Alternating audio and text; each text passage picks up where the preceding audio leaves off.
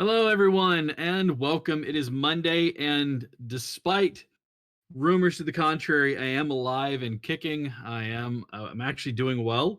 Um, Thursday was a little touch and go. I was running a pretty decent fever, not like extremely high, but wasn't feeling well. So I went and tested. And for those of you who don't know, I came back positive for COVID-19. Yay! So it affects everyone. And as you can see, I am here. I have no breathing issues, no lung capacity issues. Knock on wood. That's really solid shelving. Anyways, I, that tickled Otter beyond belief. So I had a couple days of just staying in my room, staying away from everything, and I seem to have recovered. I'm going to be in quarantine in my household for up until and through Thanksgiving. So, which is okay. I didn't have any plans for Thanksgiving, anyways. I've got a turkey in the freezer, and I know how to make other things. I do need to make an order for Amazon to drop off at my door so I can go pick it up. But otherwise, that's what's new and going on with us. So let's get that out of the way. Hi, guys. It's great to see everybody. I'm glad that you're all here with me. I will say this much to all of that. Everyone, take care of yourselves, take care of your loved ones, and especially coming into the holiday seasons. We really want to get out and see each other. And I can tell you from how this made me feel just for a few days, don't. It's better to be distant and say hi to them over the phone or via Zoom or whatever meeting program you choose, whether that be FaceTime or whatever. Just stay apart if necessary. This thing is really starting to get out of control again, and I just want to make sure that everybody is well and good and stays healthy, so that way you can enjoy playing D&D with your friends, even if it is via Zoom, Roll20, or whatever it is that you choose to use. So I am happy to see that everybody is here with us tonight, and so thank you all for tuning in once again. And a huge thanks to D&D Beyond for allowing us to continue to use their wonderful products. Again, that's DBeyond.com. This tomorrow drops the next big installment of D&D books. Tasha's Cauldron of Everything is coming out tomorrow. So if you don't have your copy, get it. Your local gaming store has one. And at this time, it's really important to support your local gaming store. So please go pick up a copy of it from your local gaming store. And it'll dive into it. It's got ways to create your races differently and ways to actually new subclasses, ways to deal with magical environments as well as different environments. And there's just a lot of things for not only players, but for the DMs as well, as bringing back artifacts.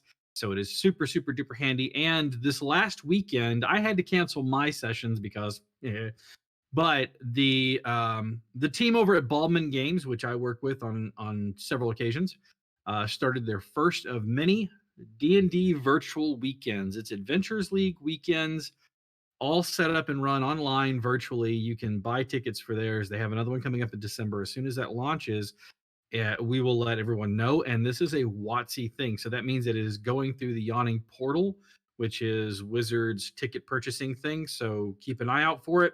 If you're not familiar with Adventurers League, there's no better time to get into it. This is all, it's not all season 10 because there's actually like some of their convention created content that is available through their Moonshade Isles and things like that. So if you're a big fan of Eric Menge and all of those guys who write like the Moonshade Isle trilogies and stuff like that, you can actually play in those as well. So keep an eye out for that. I had to cancel my live events in Huntsville. We are going to forego November altogether. We're going to look again to having those in December when I am back to full strength and vigor. Yes, Synaptic Fire, all the CCC stuff. And it's actually really cool. Having had a chance to run some of the stuff that they've written in house for Baldwin Games in the CCC stuff, it's fantastic. So if you get a chance, sign up for next week or next month. I mean, let's see. So that's all the announcements I have. We'll give you more details on the live events here in Huntsville when we get closer to those dates, because I still have to nail those down again.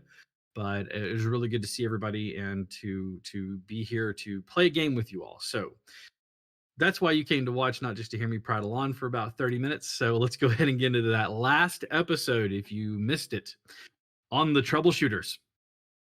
The party was once finally joined. The group, Apples, was joined by their fourth member, a half orc of not insubstantial power and ability, who joined the fray right as they started to investigate a house that had been locked in via some runes that were drawn on it. We can see that there was a small kerfuffle as they went through. They found one live person. He was on the brink of death, but living. And they found three other corpses. As they were investigating them deeper, they found these crystals that were bedded in the chest of these creatures that rose whenever there was an activation to them. There was a scuffle, a fight against the zombies, and apparently some sort of sireling or spawn of a larger baddie who basically said, handle them, before disappearing in a puff of smoke. They dispatched the entirety of the monsters in the house and dealt with the man who was lying on the bed or on the table. Come to find out that his name, he was the local wood owner or the wood shop men, and his sons were the three zombies that they fought. Culm employed him and had him join the mom, had him join mom as part of another function and operation. But he did say one final parting word that he would like to be the one to put an end to this monster that did this to his family, asking Team Apples to keep him apprised of their investigation as they go forth wherever that may take them. With that out of the way, the house burned as a pyre to the boys themselves. They've only one thing left to deal with, and that is the wailing woman that they saw, along with a small thing that they saw in the halfling. Well, at least one member of the party saw in the halfling's home before a door was shut. And with that, we begin tonight's episode of The Troubleshooters.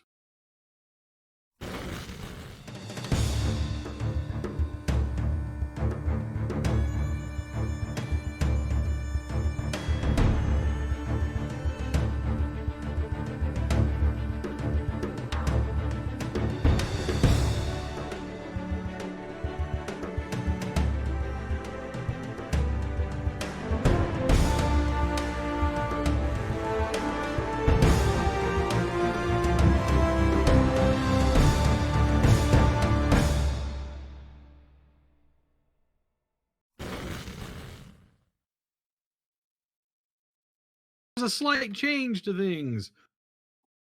I am front and center, but I'm not the biggest thing. Surprising you can fit this ego in that square box.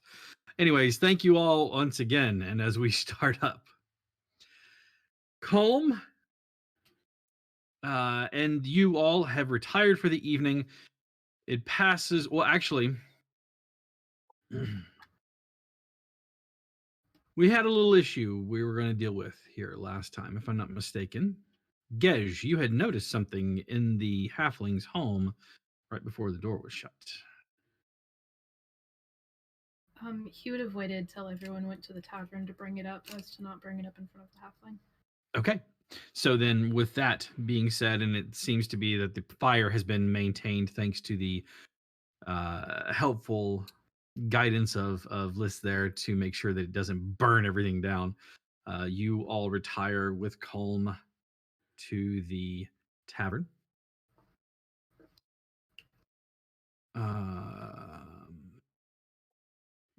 It's at this point in time, you guys started earlier in the day, but it's probably still later in the afternoon about this time.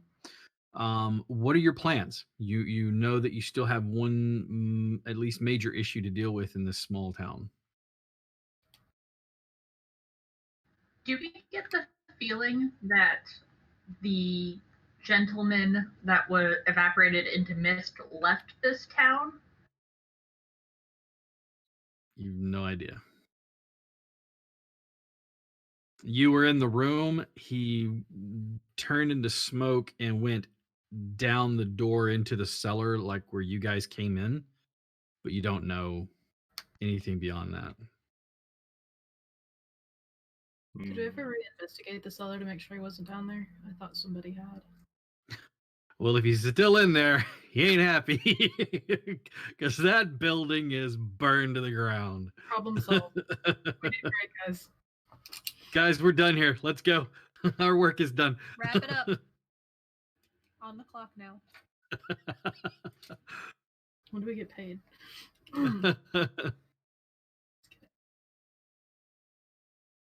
So, what are your plans for the rest of the day with your new woodworking / lumberjack former soldier friend? We're all back at the tavern, correct? Mhm. Is everyone like sitting at a table, or have they dispersed? What are we doing? You tell me, because like Calm is at a table. He has his trusty accordion note attaché, and he has some paperwork out. You can see he's dutifully doing what he loves to do, which is to make notes in tiny small script. As he is making notes, he motions you over. I'm gonna go sit with Calm. Sure. So, quite the to-do today. Tell me, what did you find? What was there? What happened? Leave no detail out. I'll pull out a notebook and hand it to him. The notebook with the language I don't understand. He looks as though he's almost in tears. You took these notes? No, I didn't.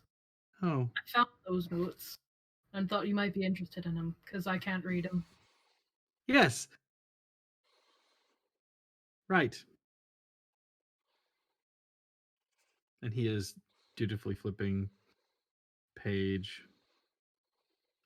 Well, these, and he folds it up and puts it into the accordion attaché, and those will have to do for later. We'll have to have someone meticulously pore over those to find any information that they can about the individual who wrote those, because I can't read a single word in that. Sorry. Liz goes, before you put it away, can I see that? Also, can I see the she looks at Emrys and goes in German, goes, although Colton speaks German, she goes banshee. She can't remember the word. What about the Banshee? You had a file last night. I wanted to see if there's any more information in there. Oh, certainly. He turns to it again and starts to rifle through. He pulls out the journal because he just put it in there and hands that to you. And then he pulls out the the small, it's not a very big file, but it's a small file. And he hands that to you as well. Can I read the journal?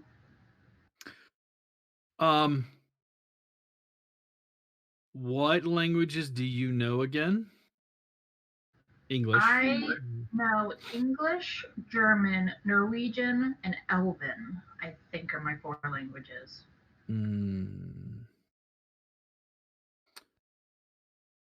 No, not really. It is written in a tongue that you're, or in a language you're not familiar with.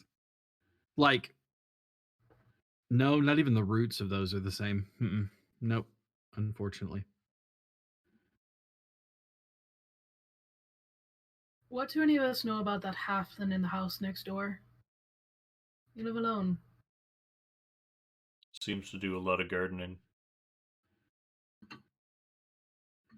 Liz shrugs. She's now moved on to the file since she knows that she can't read it, and she passes it to Emrys to see if he can read it. But as she's looking over the notes, and she just shrugs her shoulder and goes, "I don't know. He seemed like a nice guy. I like gardens."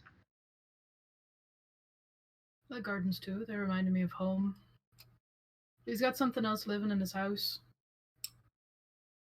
Looks sort of unnatural.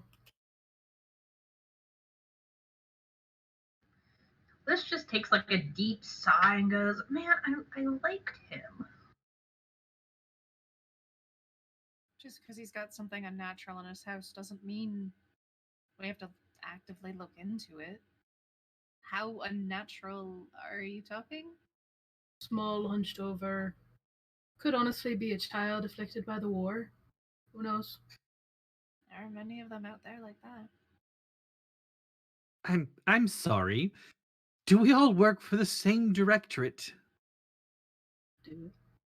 Our job is literally to identify the misuse of magic and make sure that it is uh, understood and that we talk to those individuals and understand that they can't do it without perfunctory. Do you want a repeat of Ensbrook?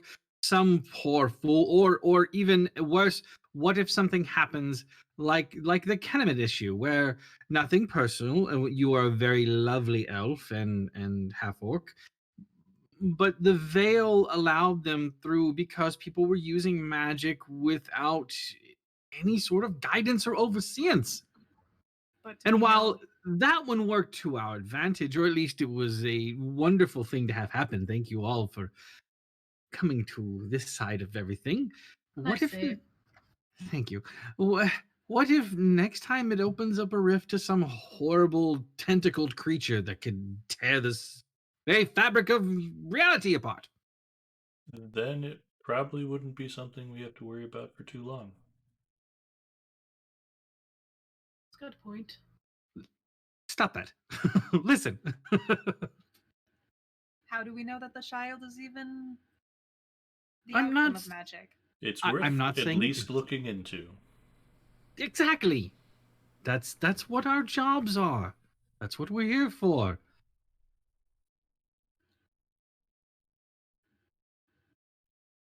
I mean, it couldn't hurt. Just talk to him.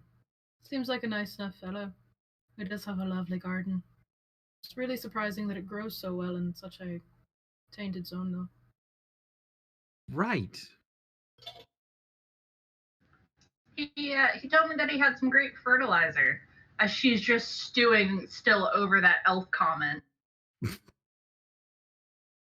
I'm fertilizer would do it. uh, good fertilizer. Like what? You know, manure, bodies, any I'm sort of going to thing. hmm. I'm going to skip over that last part of that for the manure part. I'm going to assume that that's what it is, that he's not burying his neighbors in the ground and growing things from them. Well, they were in the house next door. Stop it. A little torch now. I don't know if they'd be of any use though. Off the topic for a moment. Colm, what do you know about vampires? Oh. Why?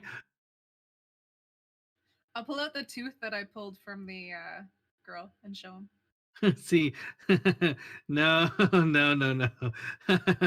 And he start like slowly packing things into the accordion file. He's I like, thought you said this was literally our job description. okay, right, exactly. But see, we are ill-equipped to deal with such a matter if it is indeed such a thing. What do I know about vampires? He reopens the accordion thing and like starts flipping through, realizes this is the wrong one, takes it off of this, and then pulls another one up and sets it down, opens it up with a hefty, and then starts to flip through it, pulls out a well loved folder file, and it's about that thick, and the edges of it are worn smooth with being opened, and he puts it down in front of you and just moves it over in your direction. This is all the data that we could find. I've poured over everything. Um, Now understand, not everything that is in the files has to deal with these, but these are the major things that we've had people talk about with the regards to the area around Innsbruck.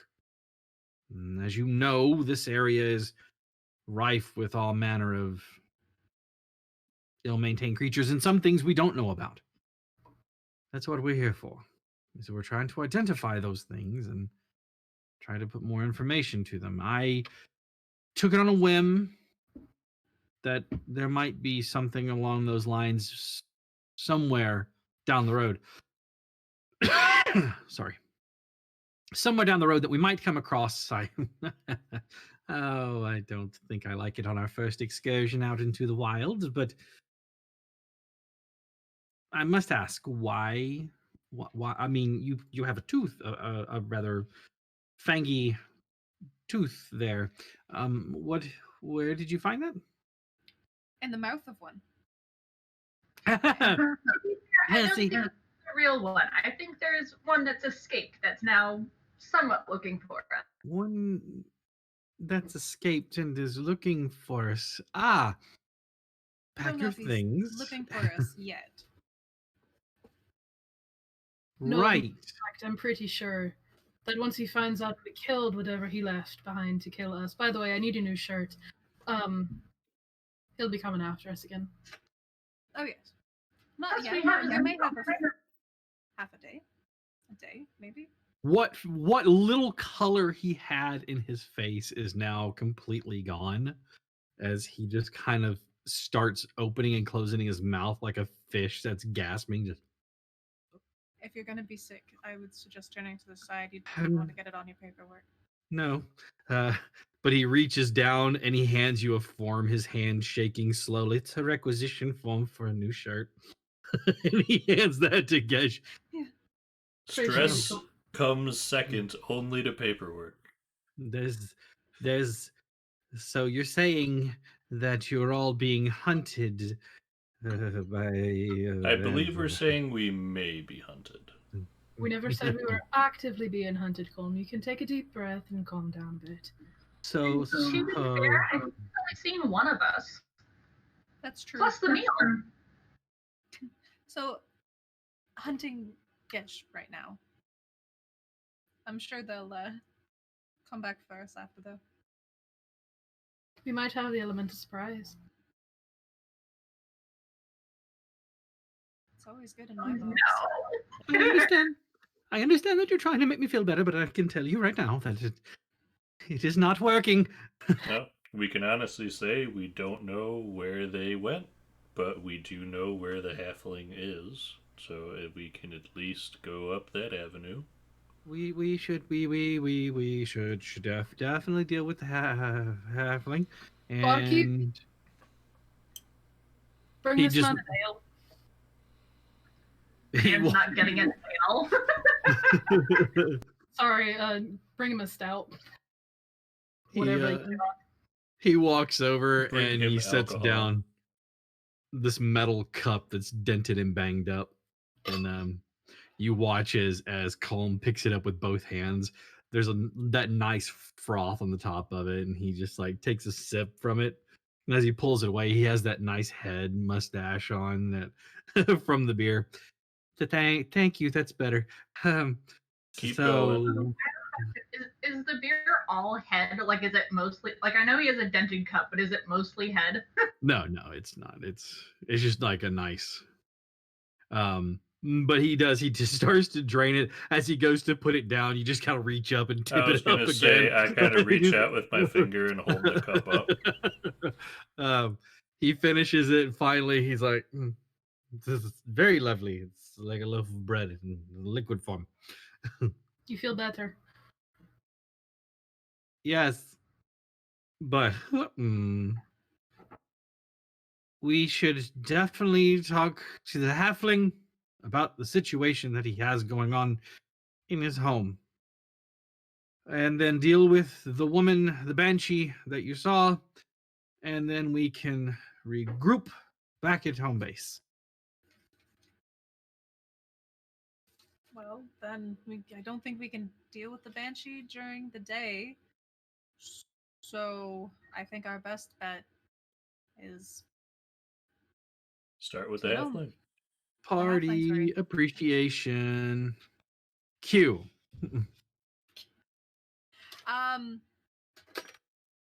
Okay, towards everyone. Let's see.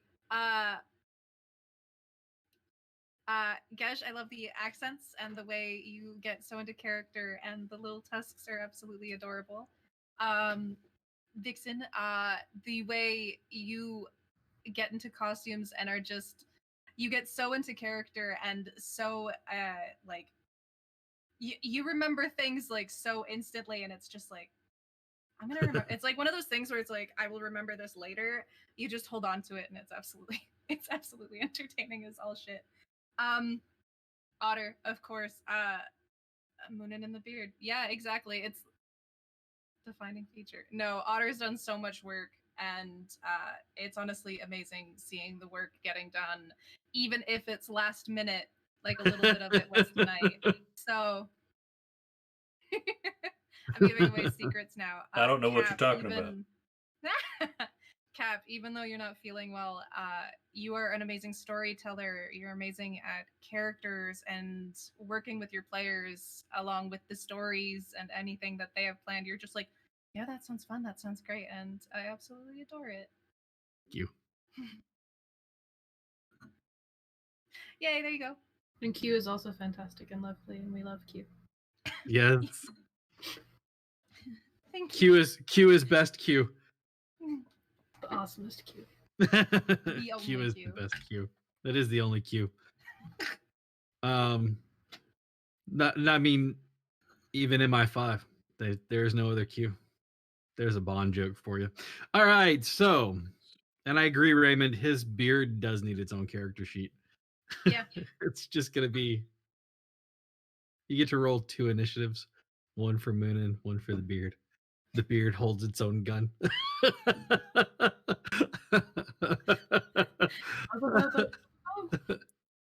I feel like at that point, I have to worry about the directorate myself.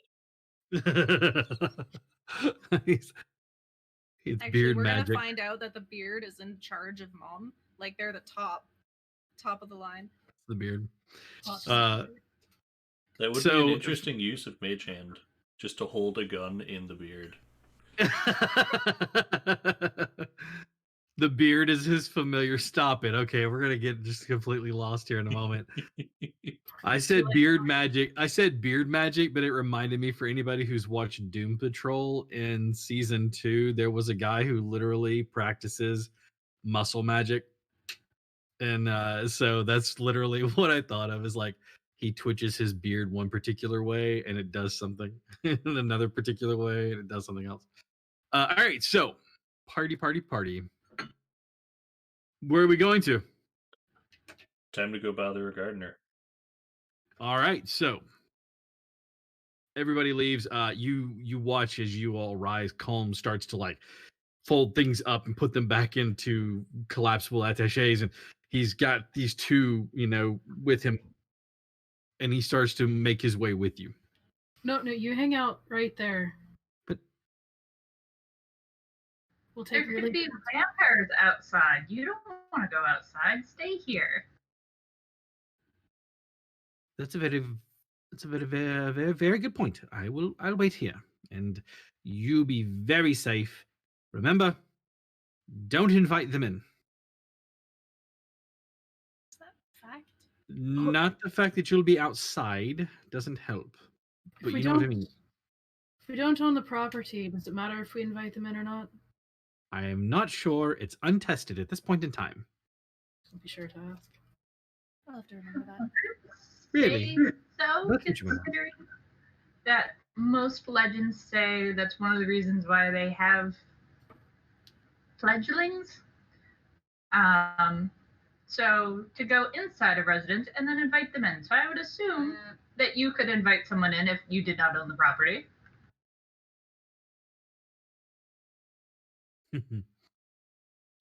And with that, he sits back down and bids you all farewell, and orders another. Holds up the mug with 2 hands, like a child, like asking for another one. I have a fear that you'll find Colm very well sauced when you return. In the meantime, Perfect. you all make you make your way out to the halfling's home down the street. Take him ghost Uh, hunting later after he's sloshed. the halfling is out and about. You can see that he is moving ash that's like at the edge of the property line. He's like pushing it a little further away from the home, making sure that things are good and doused. And but he sees you coming up the way and gives you a wave as you approach. Hey there, friend. Thought I wouldn't see the lot of you today, especially after dealing with other things. Fire's nice and all. And actually, I was wondering if you perchance had any herbs that you dry for tea. You see, our English friend is quite missing good tea. Tastes like mop water at the end, that sort of thing. I've some loose leaf, some black teas that he might find to his liking.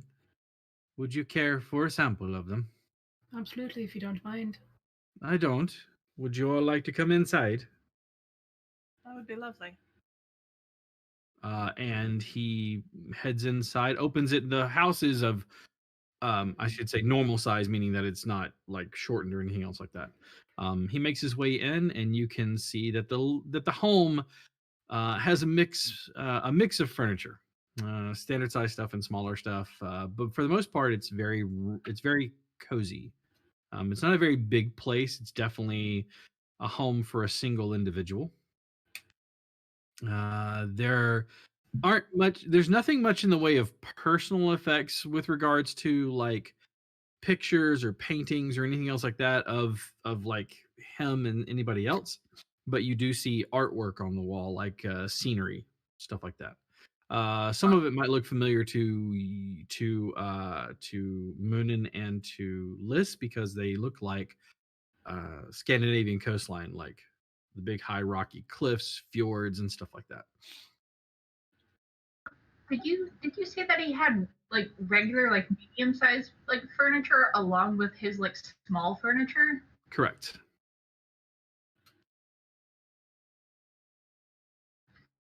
She's gonna look and appreciate the artwork and go, man, I miss home ish.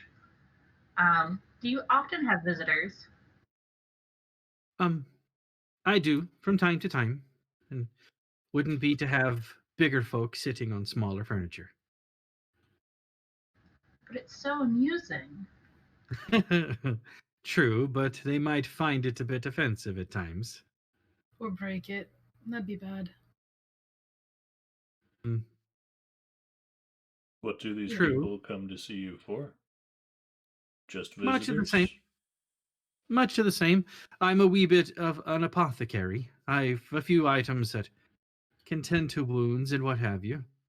Salves and tinctures, ointments, and the such, as well as teas and spices and other things that I grow. He now has Lissa's full attention. As soon as he said apothecary, she was all like, I want to know all of the things, but she's not going to be rude about it. He dips to the back room. So like you enter into a small off the foyer, you go into a small parlor sitting area, like a living room, where you're inclined to sit. He goes through a kind of a large double door, and you can see work shelves. Like it was once maybe a dining room, but now it's been turned into shelving around the whole thing with workbenches. You see mortar and pestles, you see the boilers and everything else like that that you would see someone have to make like potions and tinctures and all the sort of things that you would expect to see. You also see the big heavy clay jars that are full of different things. He takes and sets one down, climbing up a small step stool and pulls one down and sets it down. He takes out a cheesecloth and lays out several spoonfuls of what you all know to be ground tea, and then like bundles them up with a piece of string and ties them off. And each bundle is probably about that big, perfect for steeping if you don't have something to steep it in, so that it can just drop the bag in and then you can just pull it out with the strings. He takes in and comes back with about 4 of them, and he sets them down, and he's like, "It's it's a good breakfast tea if that's what he likes." Not entirely sure. Only met him today. I just know he doesn't particularly care for the booze. He complained about it the whole time I was walking down the road with him. I put a small bit of star anise in there. It gives it a bit of a licorice flavor. It's one of my favorites. Much appreciated. Of course. Um, Gather. Not for nothing, if you don't mind, a few francs would be welcome. Absolutely. Okay. Um, you pay over, and it's negligible. So, but he offers you while you're there. Is there anything else that I can get for you? I've a few things in the way of sweet treats as well, unless you have an ailment that you need help with. Any butterscotch? I don't have any butterscotch. I do have some mint sticks if you like. No, thank you. She is going to. Liz is going to get very excited and ask, kind of how he was trained in his apothecary and what sort of like special salves and other things that would be unique to him. Like she's just like, I want to know all the things, and she like then with her word vomit, she is saying this in Norwegian. In word vomit, she goes, "I'm a medic. I just want to know all the things. Please tell me all the things." And so he looks kind of, he starts to chuckle to himself, and he just says back to you, he says it in English though. I learned how to do this from my mother and father, who learned it, so forth and so on, passed down through the times. um, it's nothing but understanding how plants work and knowing which ones work together. um, What is passive perceptions for everyone, please? What are your passive perceptions? 16. Okay. 15. Okay. 14. 14. 12. 12. I would normally say that Liz would hear this, but with you being so enthralled, you do not. However, Moonin, from somewhere in the further back part of the house, you definitely, like, around the corner in the room where all of the apothecary equipment is, Mm-hmm. but just off of that room, you hear something bump and move, like something being rustled around or shoveled or jostled. And you actually, and this is where you do notice this, Liz, is when that happens, he breaks his conversation with you, talking about how one of the things that his family dealt with is restorative medications, like um, healing medicines and getting over colds and stuff like that. But he breaks his conversation stride for a moment to kind of look over his shoulder, and then look back to you, Do and you then live here continue the by conversation. yourself? Oh, no, no, I don't. I have a helper who lives here with me as well. Is he Liz goes, blowing do they smoke? have more? Do they have different healing magic? No, they're not of a manner of they don't deal in these sorts of things. They're not really equipped for it, so to speak. Unfortunately. A moment, if you would. And he gets up and goes around the corner from where the direction of the sound came, and is out of kind of out of eyesight from everybody. I'm gonna nudge Emerus and kind of gesture the way he went. Seeing me and do that, I want to pat him on the shoulder and go get him, Tiger. Guidance. I like that your guidance is basically the MJ tagline.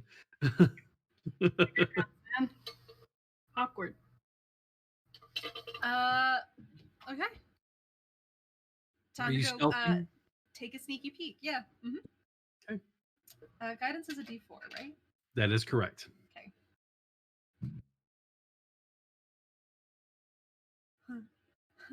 What is that? And Okay, while let's- Everest is doing this, I'm gonna keep up idle banter with Lysandra. 18. Okay. As you creep around the corner, the little foyer had this door, and then it had another door just off to the left, and one straight ahead. As you pop around the corner back into the foyer, you can see that the door that leads in front, like you come in the front door and then there, you can see that it actually is open partially. Creeping up to it, you kind of spot in. You can see a small kitchen.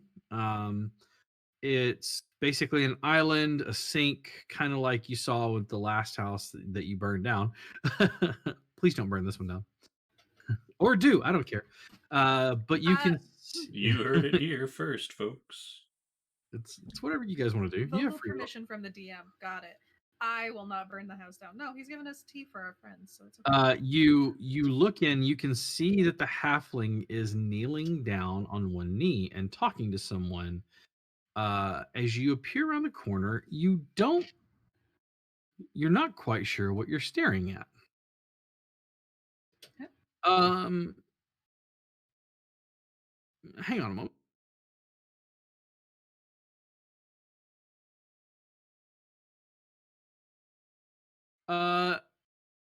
It has little short stubby wings. It has large ears like a fennec fox. It has wide eyes, but it's not furry. It's almost like leathery skin. It has a wide mouth, but kind of a stunted face with a little bitty nose on it. I will love to post a picture in here, but I can't. So I will post a picture in the Troubleshooters for you. Okay. I was about to say, I'm like, if you don't let me see this thing, I'm gonna be very upset. This guy got an imp. No, it is not an imp. It has a larger body than that, and you can see that it has like four, like it has like, they're not fully, come on, what's the word I'm looking for? They're not fully, I can't think of what the word is now. They're more stumpy, like almost like a dog's paws or something like that. Okay. Here you go, guys. If you Doesn't have will. opposable thumbs. What's that? It doesn't have opposable thumbs. Yes, it does not have opposable thumbs.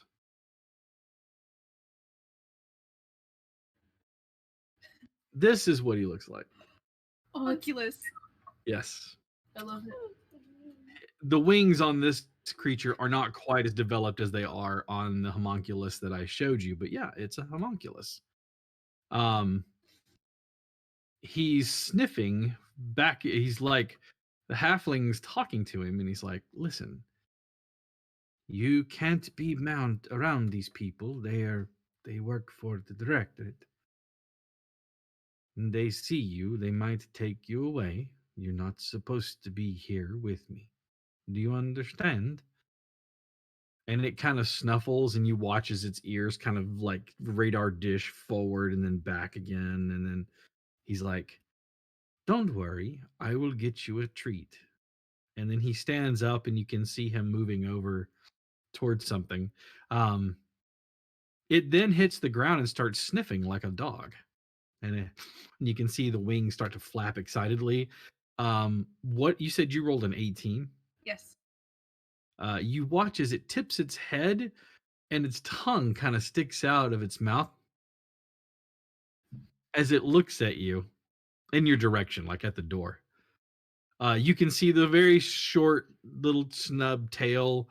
As he turns around, he comes back, and you can see he has this black string-like thing in his hand. The halfling does. You recognize it that it is like a braid of licorice. It's a black licorice, and as soon as he brings it over, the homunculus like takes it in his paws and starts nibbling at it, and then like sits down on his rump, just and starts gnawing at it. The halfling says, "Now, be a good boy. Stay here." And he starts to leave, and the homunculus and like tries to follow him. He's like, "No, stay here. Here. Right. Here." And he sits down again. Good. And then he walks back around. You see him leaving the room as though he's heading back in toward the parlor. Okay. I will go back to the others. I'll just shake my head a little bit and kind of wave it off. It's fine. So you're telling me about this mixture that your family knows? I don't quite understand the composition that you're talking about. We talking about this? It's either a beautiful tea or deadly poison, and it's very hard to tell. Come back at the party. The halfling's like, I don't know a lot about plants myself, other than, like what we grew in the garden as a child. So I was asking about all of this. most things can be that way. If you're not careful with how you have them, they can turn on you rather quickly. You didn't Was give us there any? poison, did you? You didn't give us poison, did you? No, this is strictly tea. Literally the stuff that I drink. Is there anything further that I can help you with? This is like not getting anybody's hints, and like anybody's like hints, and she's just like, I just want to know more. Can we like compare notes? Like, do you want to get tea now? Do you want to go get a beer? Like, what's good for you? And no, I've a bit more work to do. Thank you. Perhaps another time. Here, take some of these with you. And he reaches into like the front pocket of this apron that he's wearing, and he pulls out. It's a piece of cloth, again, like a piece of cheesecloth that's been double wrapped, and it's been tied off. And he hands it to you, and you can feel something hard and stick-like in there as you unwrap it, and the faint smell of mint rises from it as you kind of like hands it over to you. You realize that these are like peppermint sticks. They're the good like soft peppermint sticks that you eat them and they just kind of melt away in your mouth. She's very excited, and she puts it in her pocket, and then she goes, I can help with whatever work that you need. I mean, as long as you talk, I'm fine helping. Like, what do you need?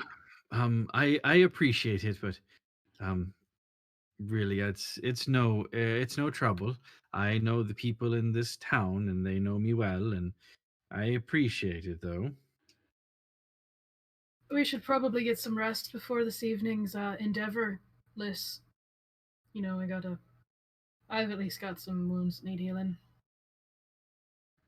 So, I guess I'll have to bid you up. And she hands what little money she has in her pocket to him. Whatever is in her pocket. She literally doesn't care about money at all. She just hands it to him, and she like starts to like sadly walk out.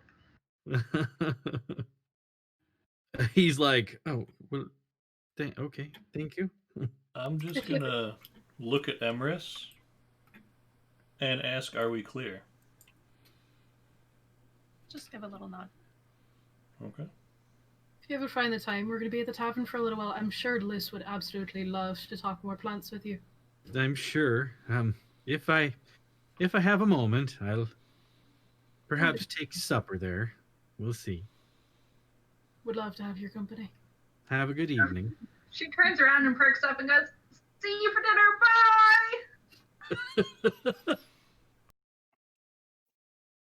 I love it. I feel like this is the person that's going to get you into all of the danger. Yeah.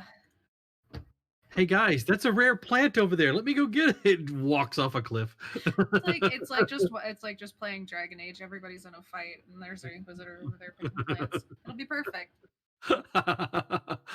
Never a more perfect analogy. I do it. Whoops. I want to be the last to leave Sure.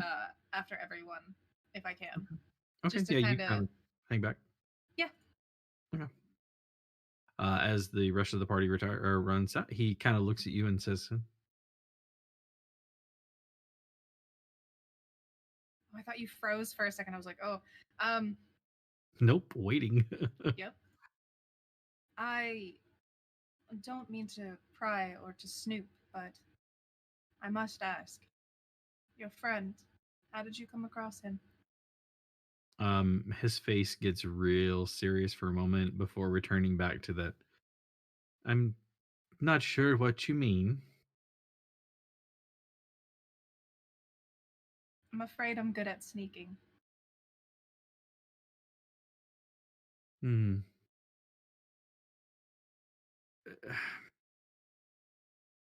I don't want anything out of this. Don't worry. I wasn't always alone. The war took more than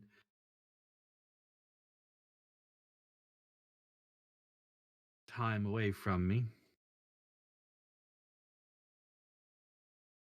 His name was Andre. We'd been together for 20 years before the war came upon us. At that time, we lived up in the northern part of Germany. He felt a stronger calling.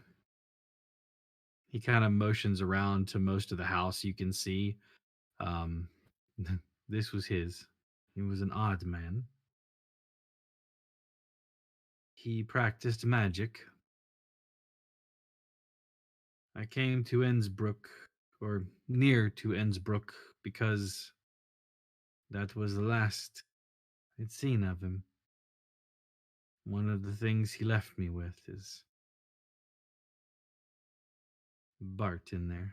Bartholomew. But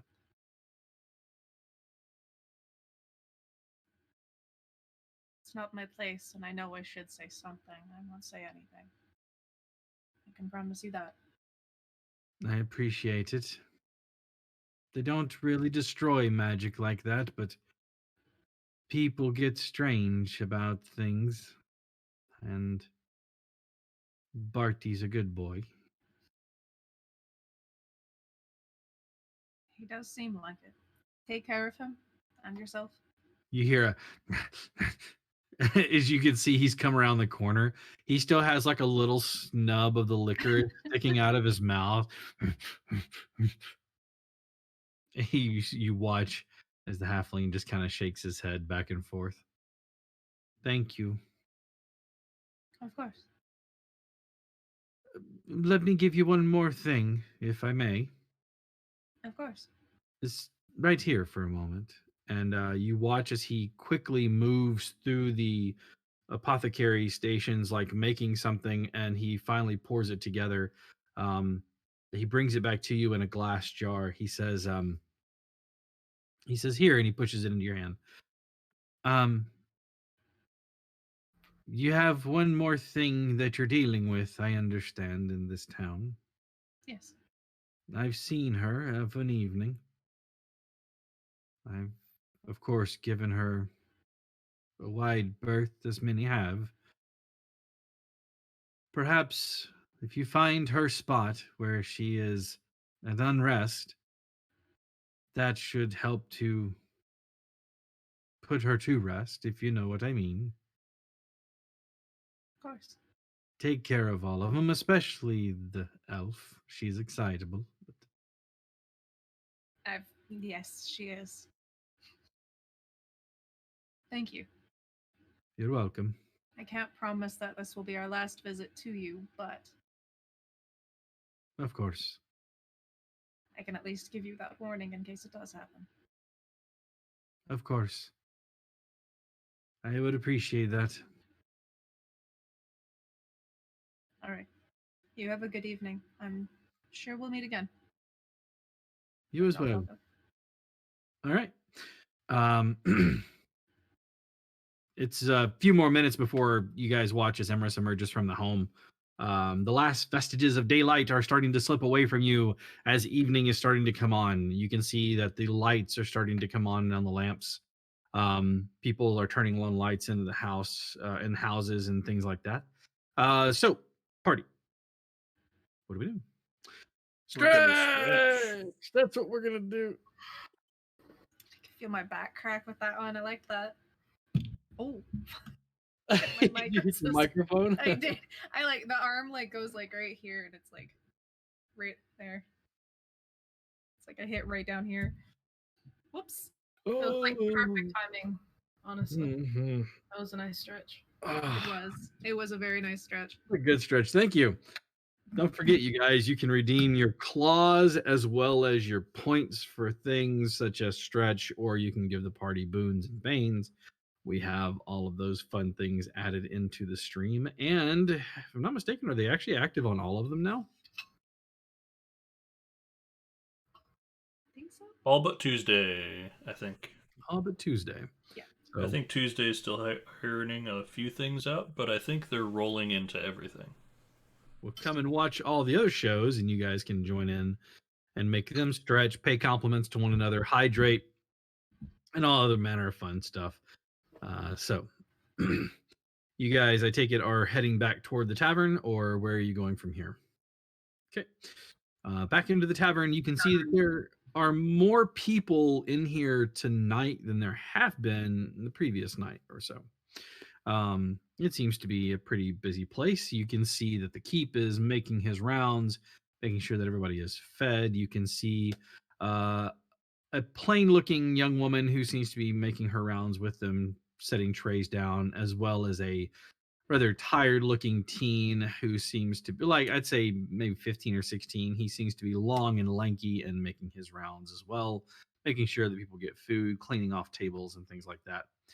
When I say there's more people, there are like 5 of the like 8 full tables. There are like 5 of them that have people at them, of which like 2 of them are full. So there's quite a few people, at least for this establishment.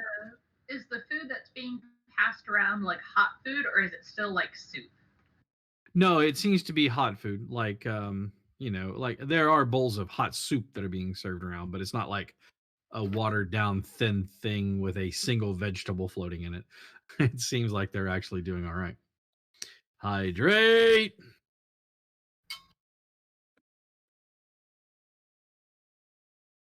I know that gnome 2112. It could be only one.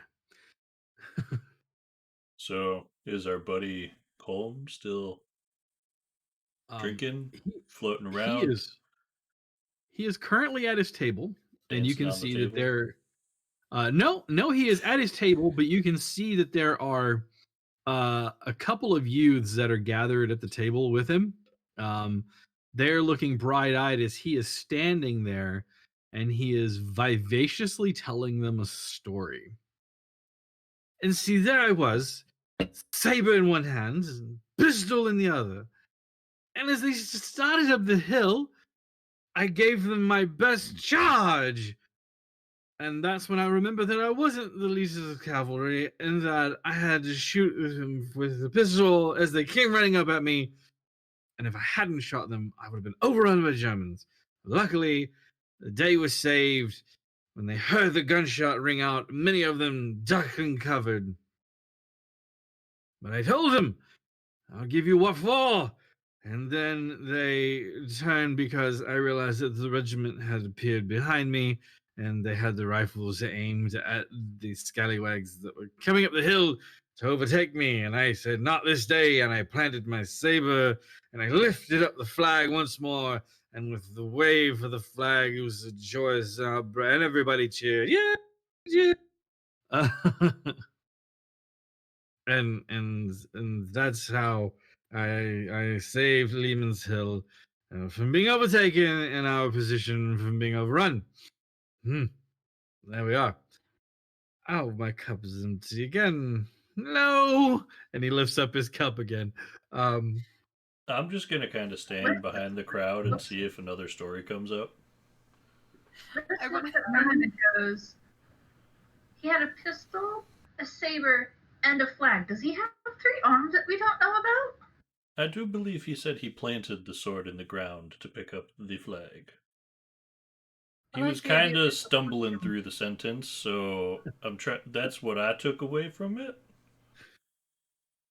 He's just holding it all in his hands.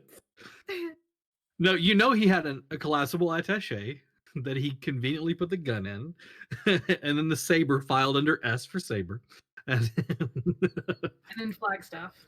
Flagstaff. Exactly. So he he waves, and you see the tired, plain looking woman come over with another cup, and she sets it down in front of him, sloshing a little bit out of it, and he goes, "I've become rather enamored with this drink.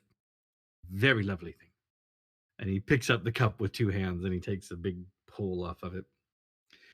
And he sits down for a moment and he says, "Did I tell you the story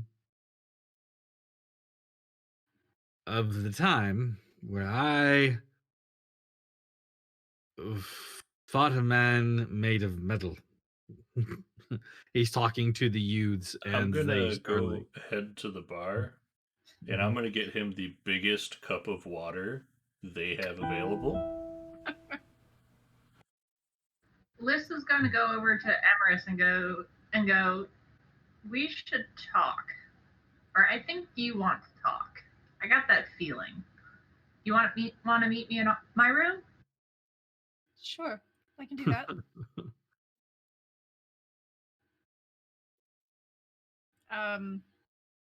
So there we were. I love one Colm. I think he's great. We were Just saying. Liz is also doing this so that no one, or that she, or he doesn't save Colin. Like she's just like, Emerus may save him, and this is too amusing. Yeah, So we're gonna take him upstairs and have a chat. Although, if you guys are doing that right now, Gej would stop you just real quick. So, should we be concerned, Emrys, or no? I can tell you, The library and Come to the room, Gedge. I God. was about to say, come upstairs. I can tell you everything there. I'd rather not here. So there, the library. Hello. And we thought the library was empty, and we were going to go find this manuscript that was there in the library. And little did we know, though, that magic users have protected the library with a man made out of. Oh, hello, Moonin. It's such nice to see you. I'll follow you. Drink this, enjoy your story time, and I walk away. I love the beers. This is a beer. Well, pat him on the shoulder and go drink it, or you're gonna hate beer tomorrow. Okay. He starts drinking. And I'm gonna walk upstairs. You hear him talking about the sound of the man moving across the wooden floor and the creak of the board snapping, and anyways, as you move, and they're all hoo-ah around his story. All right. So the rest of you, though, the 4 of you retire upstairs. Okay.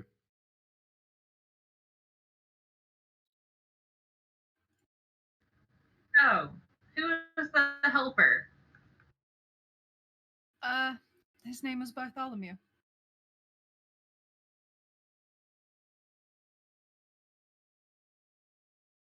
She's just sitting there in silence, waiting for you to continue. Mm-hmm. Cap, would I know what a homunculus is?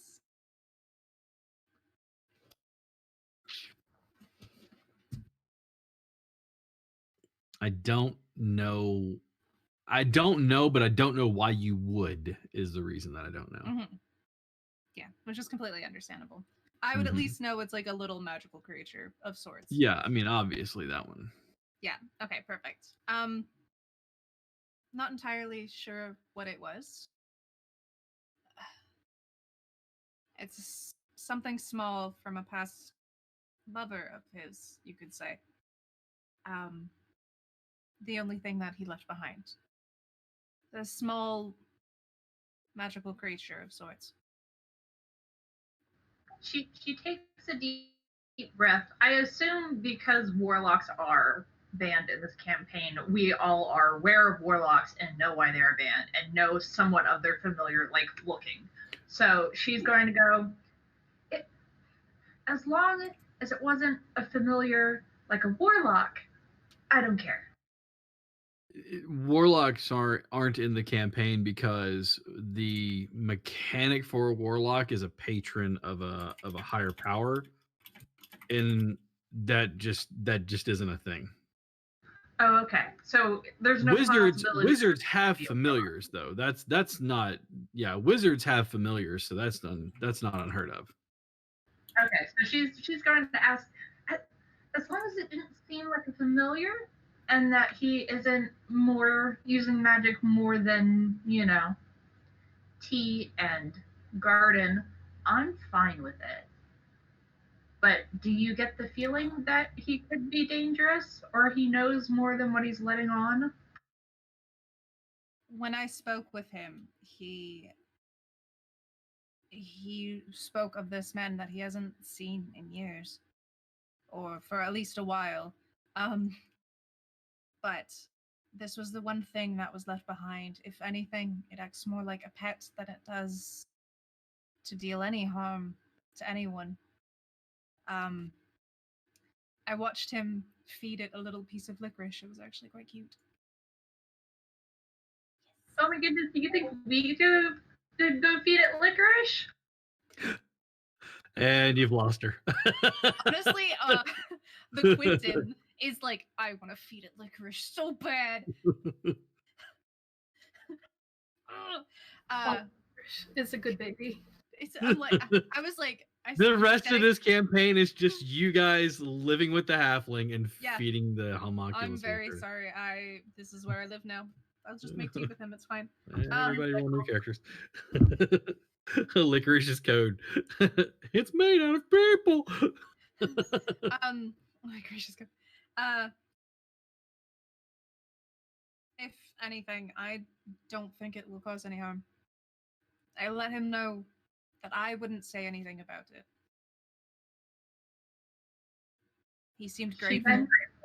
She then turns to the other two party members. Well, she really turns to Gedge because she knows Noonan's not going to fucking say anything.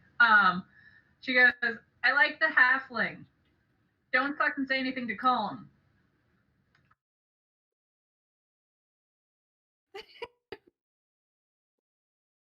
I don't think it's going to cause any harm.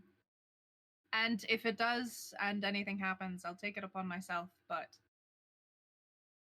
it's just a memory that he keeps with him. I don't know what you're talking about. We went there and it was just him in the house. Exactly. He did give me something though, and I'll pull it out. I didn't even hear what it was. He basically said if you find where the banshee is at, it can Yes. help to put her to rest. Okay, perfect. Okay, that I just wanted to make sure that what it was. That's entirely what it was. He gave me this. I guess if we find where the banshee's resting place is or should be, we can use this to help. Could that Stop her, be? basically. I will be right back. Sorry, there's something going on outside, so I will be right back. Be careful. Please. But Florida's wild, man. we'll at least have this. I also told him as a warning in case that this may not be the last time that we visit him, but We Um, all show up with licorice. We want We pet. want. the baby. Give us Give the us the boy. Give us the boy. I'm sorry, he's ours now. Let us feed him licorice. We want to spoil the child. This is a robbery. Sorry, I had a lot of accidents like right up by my house because people raced down my road for some reason. So I thought that's what it was, but if it was just a fender bender. It doesn't seem like anyone's hurt. Oh, Well, that's perfect. good. Um, Don't we have an idea of where they may be laid to rest? You know where she was She's- stopping her She was kind activity. of sitting there and staring at a plot for a while there. Right, but you don't know where her actual Mm-hmm. place was. Now, can Liz look at what Emerus was given and tell anything else about it? Like, can she tell what it was made of, what's in it, anything of that nature? Yeah, give me a medicine check. can I help her? I have proficiency in it. So Yeah, as long as you have proficiency, you have advantage on the roll. I know it's surprising, but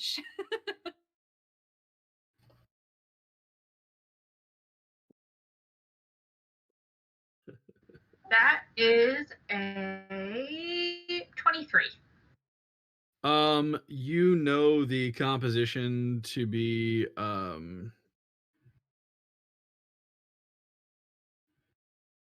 there are plants in there, but the heavier parts of it are iron shavings as well as a mix of salt to create a barrier.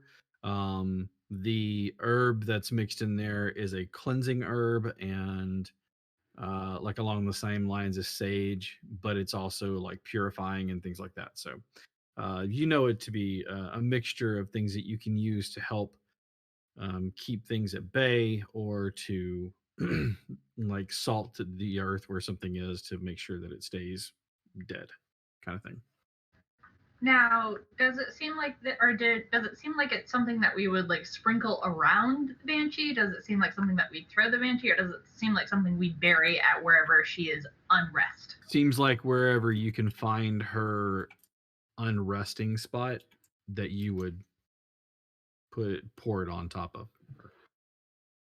Apply directly to unhappy corpse.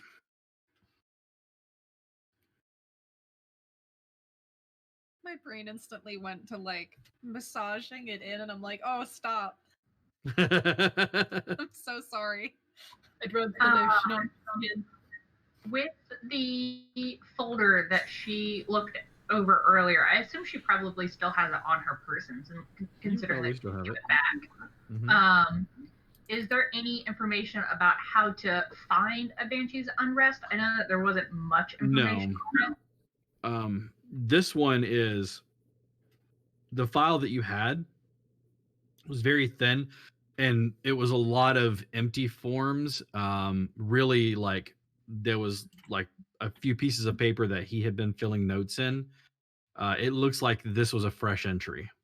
Like you have information about this, so you're filling out the Pokédex for this undead.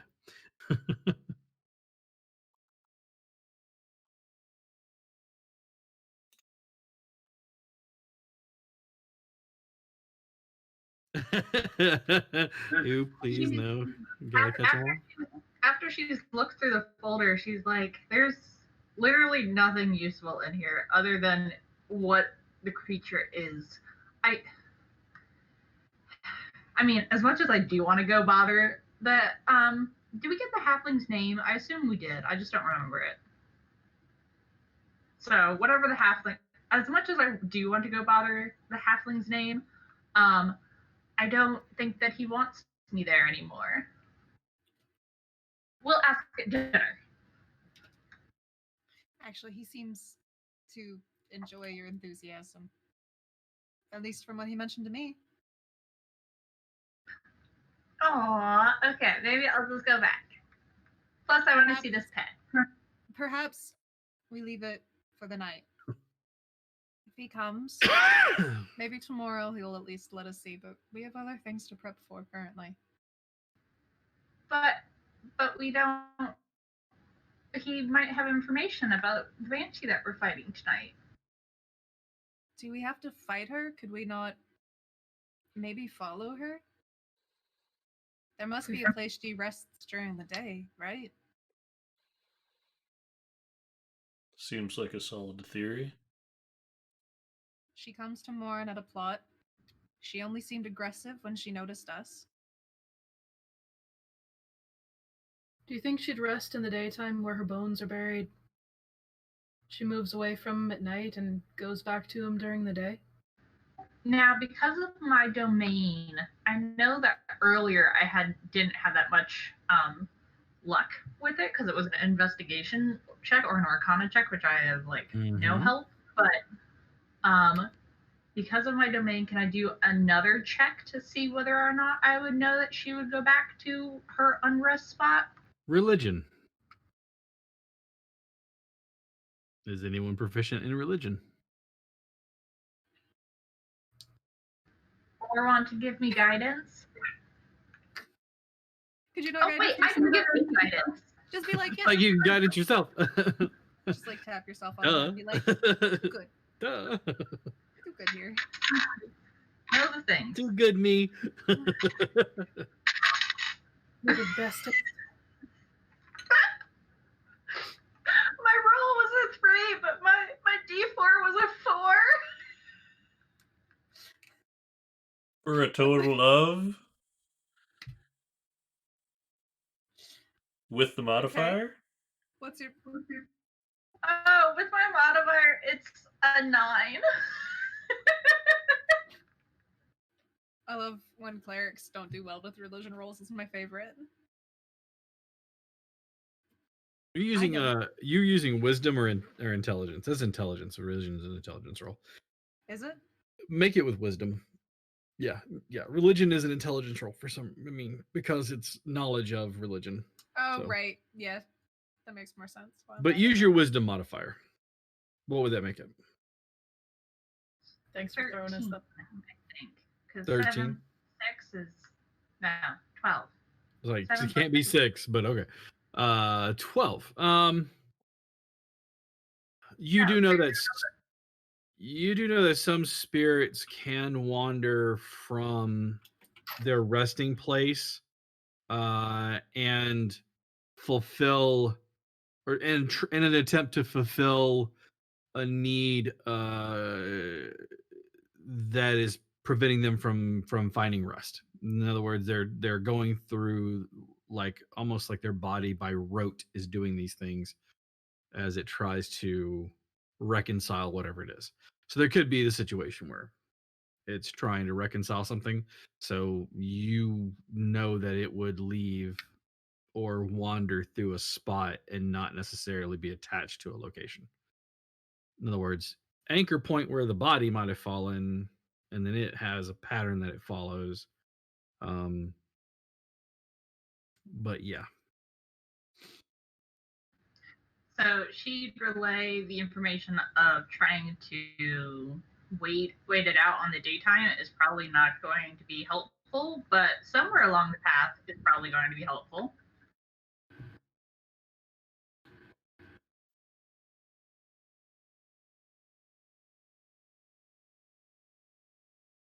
So what do you suggest we do then?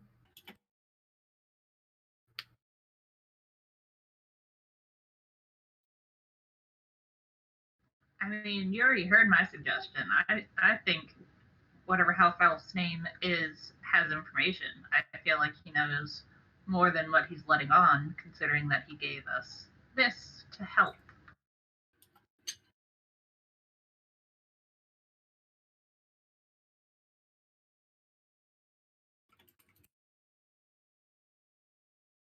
Plus, I just really like him.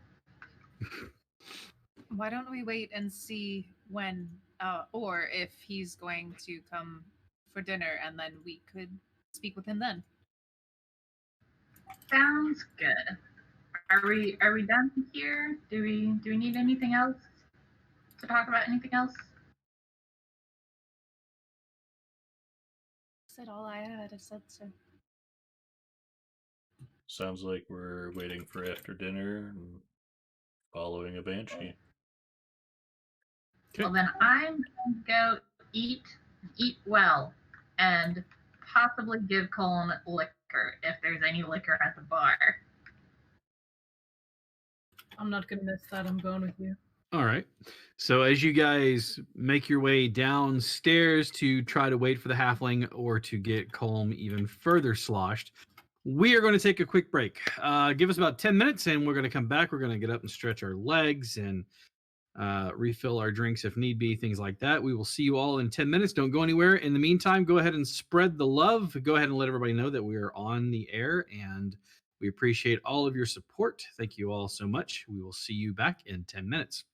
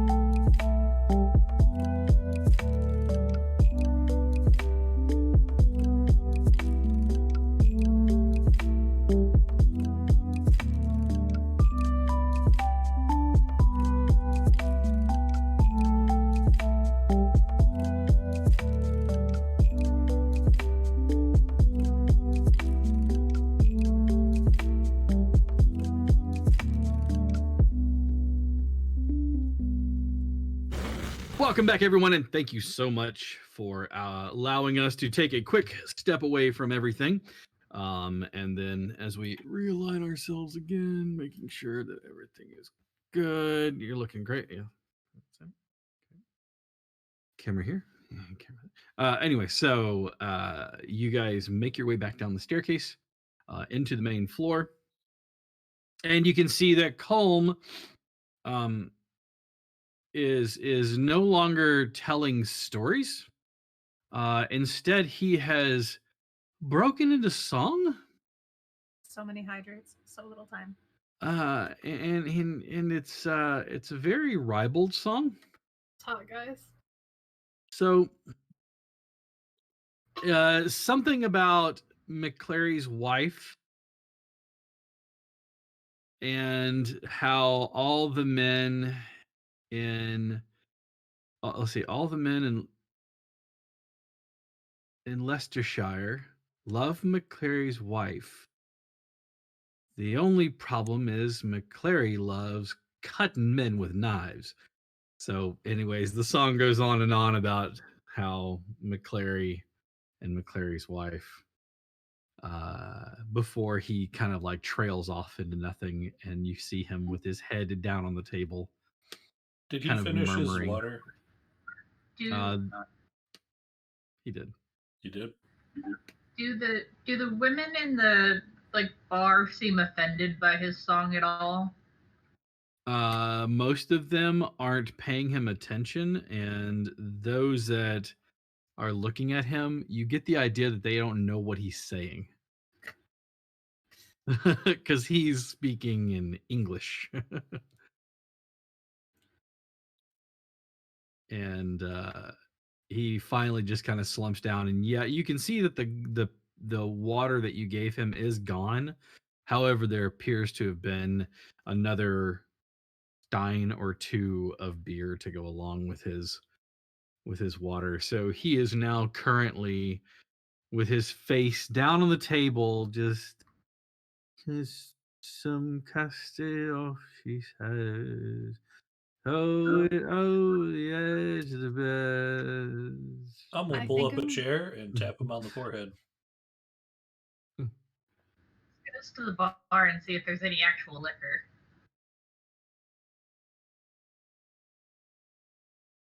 Hello, think- boss. Yes.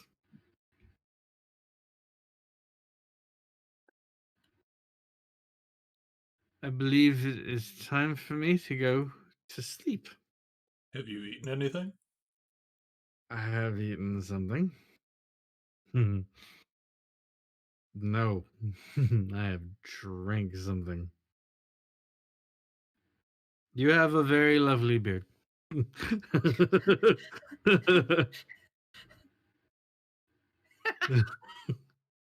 I have no beards.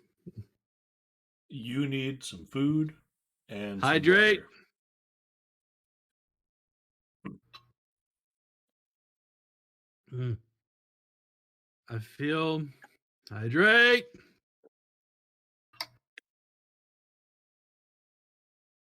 Oh, you missed the 2 hydrates from before. Oh, I did miss the hydrates. Hydrate. I don't want to finish my tea right now. There you go. Switch over. More hydration for the drunk man. That's I agree, right. JT. He sits up and kind of like,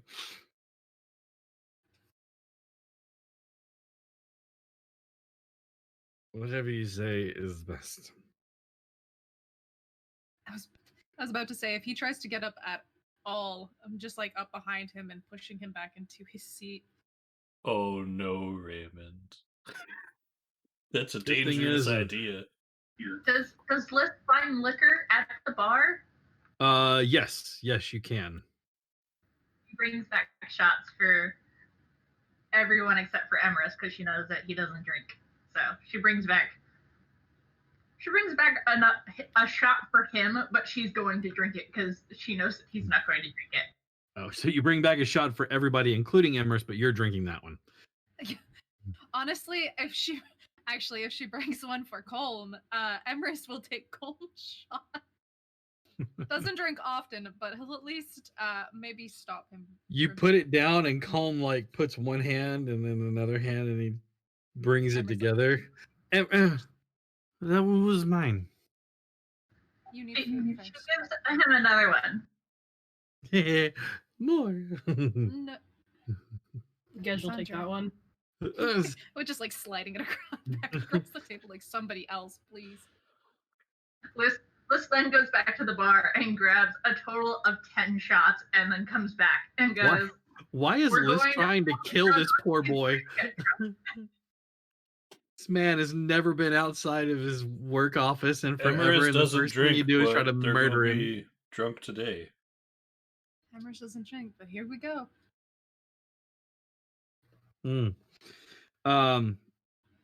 About that time, the door opens, and in walks your halfling friend, Huh. who you have not gotten the name of, by the way. I'd like to pull up a chair. Probably between myself and Lysandra, if anything. Because I feel like I'm going she's to gonna try love and that. slide some of the shots before Colm gets to them over to our friend's chair when he comes in.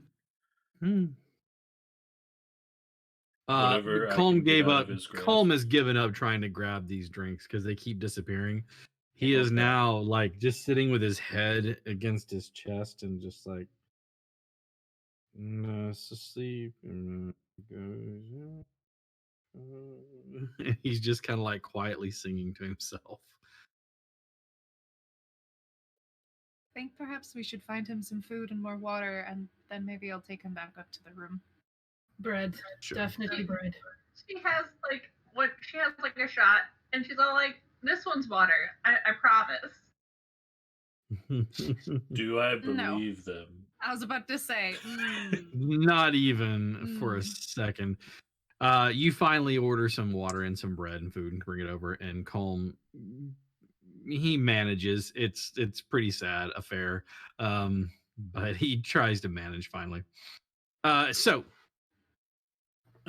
your halfling friend is sitting there, and he orders a plate of food and a drink, and he sits down. Glad you and can make it. of course, didn't I'm feel. so much sorry. like I it. haven't gotten your name.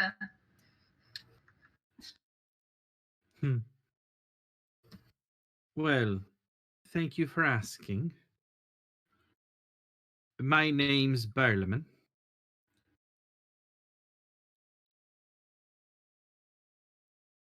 my Do name's you- Emrys. Emrys. Gej. This one is Liz, if I'm not mistaken. So I did have the polite enough manners to introduce myself. I just forgot to ask your name. Okay, that makes me feel better. Moonin. Do you have a twin brother? Not that I know of. Well, I thought it would be an interesting thing if you had a brother named Hogan. So does my dad. Oh, I think it would only be funnier if you told me your last name was Thorson. It's not. Well met to the lot of you. Finally.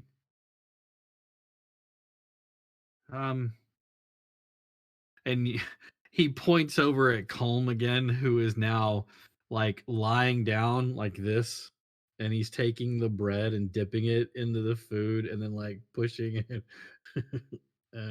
His face is starting to become a bit of a mess. Is that yours? He'll be fine. Yeah, We his name is Slow. should take him upstairs. She finally remembers that Colin is there after he hasn't taken any liquor, and she's all like, "We should probably take him upstairs for this conversation." I'll take him up. I'll quickly bring him upstairs. I'll also bring an extra cup of water and some food to leave by his bed. Maybe Yeah. a bucket. You might want to suck it. This person. Sorry. he's like, he pats your face. You're a very nice person to me, Emrys. I thank you for your hospitality. Of course. You We'll have a make tea very tomorrow. lovely home. You have a I'm very glad you lovely could- home. I'm glad you could stay with me. You'll probably need a bucket. She continues to like call after them until she like sees that he grabs a bucket. There's a chamber pot in the room. You're fine. He just moves it beside the bed. Fine. All right, and as you come back downstairs, yeah, the conversation is still kind of going there. Yeah, he doesn't get out much. He's doing his best though. It he seems a bit young for having, I guess, the role that he does. Liz looks at him and goes, "What role?" I took it that he is your leader. Leader of what? Hmm? Leader of what? He does not, as far as she is aware, he does not know that they are with mom because she did not tell him. So she just is under the assumption that he still does not know. Sandra, it's fine. You know. Well, I mean, I just simply took it. He appeared, and the four of you are working together. We're all I traveling didn't. together. It's fine. I didn't see him in the field, and normally, He's our And- paper boy. He likes paperwork. ha, Apparently, doesn't particularly like elves. and well, that's unfortunate. Elves are usually very nice people. They, the pencil pushers, they are interesting at times, but forgive them for what they are, I guess. So, have you enjoyed the dinner this evening? So far. Anything? Yeah, dinner's been great. Dinner's been great. We were actually hoping that you would come because we have some questions about what you gave us earlier, and we weren't sure whether or not you'd come and you'd want to chat or not. I mean, it's a common mixture for putting dead to rest and making sure they stay there. But I would But be how happy. do you know where to put it?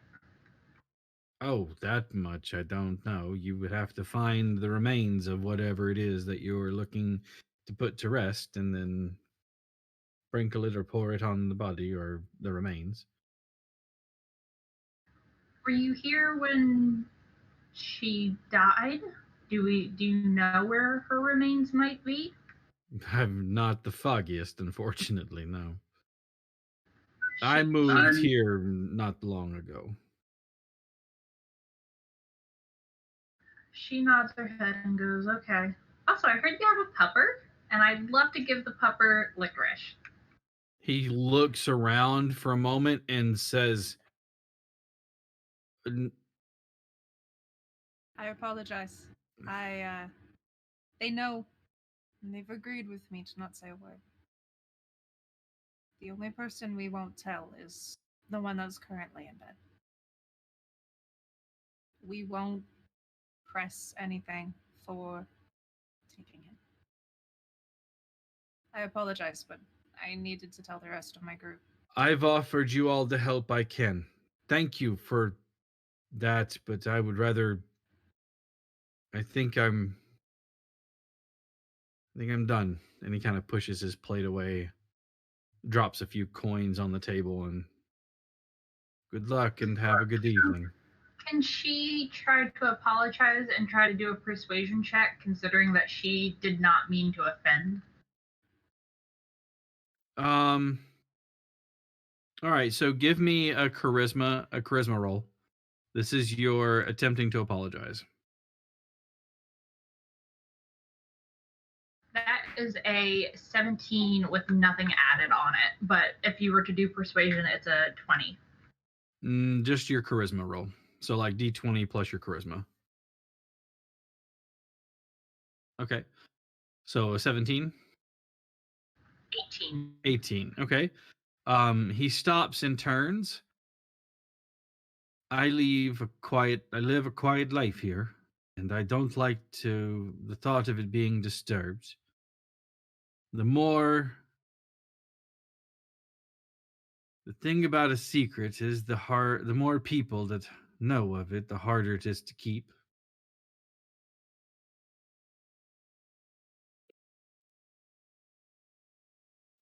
I accept your apology.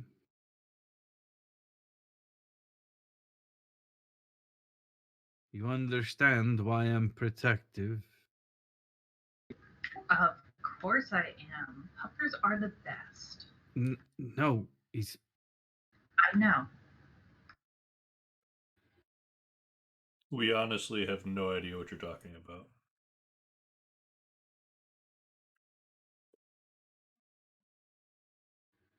do this town a favor. Put that thing to rest in the field, and then leave. Thank you. Have a good Have a evening. good life. And he turns on his heel and exits out of the building.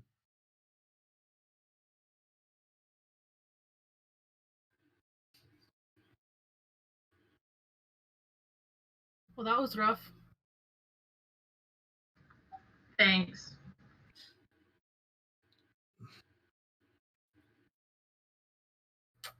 And we're in the same spot we were before. Still don't know. It's somewhere along this path. Both of us have turn undead, considering we're clerics, but we only have it twice. So let's hope that we can find it tonight and find the place to lay Who it was to the rest one who tonight. witnessed it? Who witnessed it the night before from the that was you. Do you remember Liz whenever saw you it first okay. When you first witnessed it, you saw it moving. Do you remember?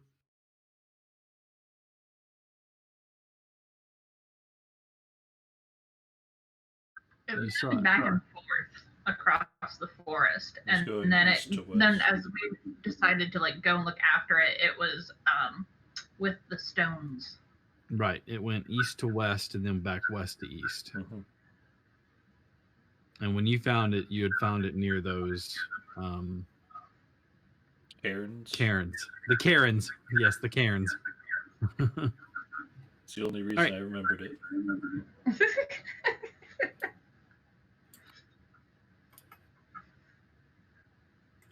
It is fully dark outside at this point in time.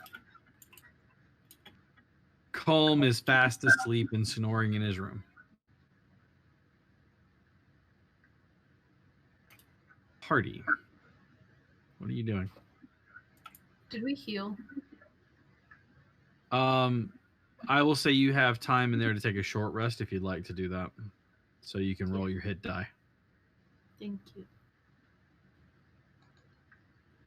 I appreciate this. Appreciate me. Stop it. Sometimes you just need a power nap. So, yeah, just a quick one. Mm-hmm.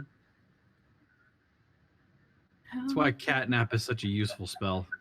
Oh my goodness. I take it that Voodoo, you've not heard of catnap? It's been a hot minute since I played 5e. Oh, it's a newer spell. I say newer. It's from Xanathar's? I think so.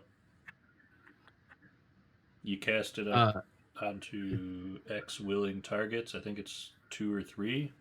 3. And 3. And if they take a 10-minute uninterrupted nap, it counts as a short rest. Yep. You cast it up to 3 willing creatures of your choice that you can see within range. They fall unconscious for the duration, which is 10 minutes. The spell ends on a target early if it takes damage or someone uses an action to shake or slap it awake. If it remains unconscious for the full duration, the target gains the benefit of a short rest, and it cannot be affected by the spell again until it finishes a long rest. So basically, you can give everybody a quick one. My other favorite one to use, and it's so underutilized, is rope trick. I love rope trick. Rope You know that. trick. Yeah, rope trick. You climb up into a pocket dimension and pull the rope up, and it lasts for an hour. Guess what you can do in an hour? A short rest. You climb up, you take a short rest, you come back out. I love it. It's my favorite. All right. So what are you guys doing?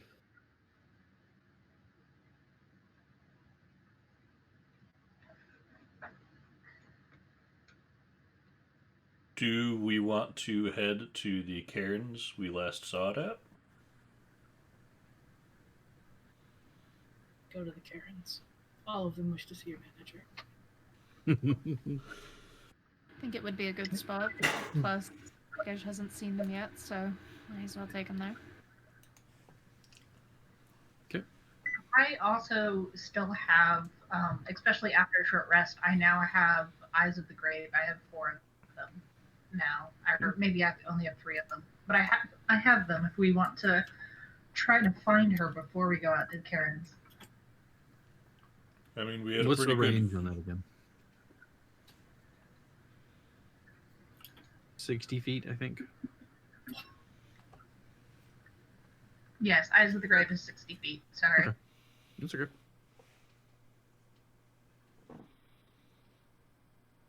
We did have a pretty good view from our room. We could see them from pretty far out last night.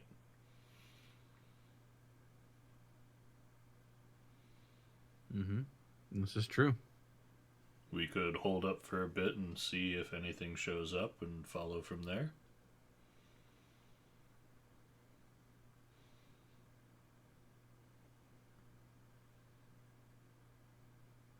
Ideas? I mean, that would be nice for me, considering it that if we don't see anything for at least 4 hours, I will be fully operational. Okay. So from apologize. So from that room, you guys watch carefully out the window, taking turns here and there. A few hours after setting up your watch, you actually see the white figure almost glowing, moving amongst the trees, the distant wailing being heard from her. That mournful cry that she has as she moves amongst the trees. Well, time to go. Again, you can see. As you look down, she is moving towards the west from the east.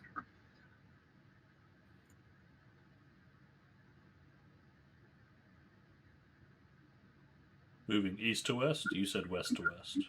I'm sorry, I thought I said east to west. Moving to the west from the east. There you go. She's moving west. Okay. I thought my brain broke for a second because I heard west twice. I was like, I'm going to ask.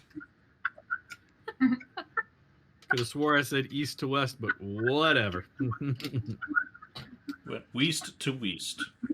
West to west. All right. So going west to east was the way back or the way forward from what we've seen? The way back. Okay. That's such an ugly word. It's north. It's north. Sorry. Makes me think of Snarf. Snarf. Okay. It looks like they're heading back for the evening. Should we try and follow from a bit of a distance?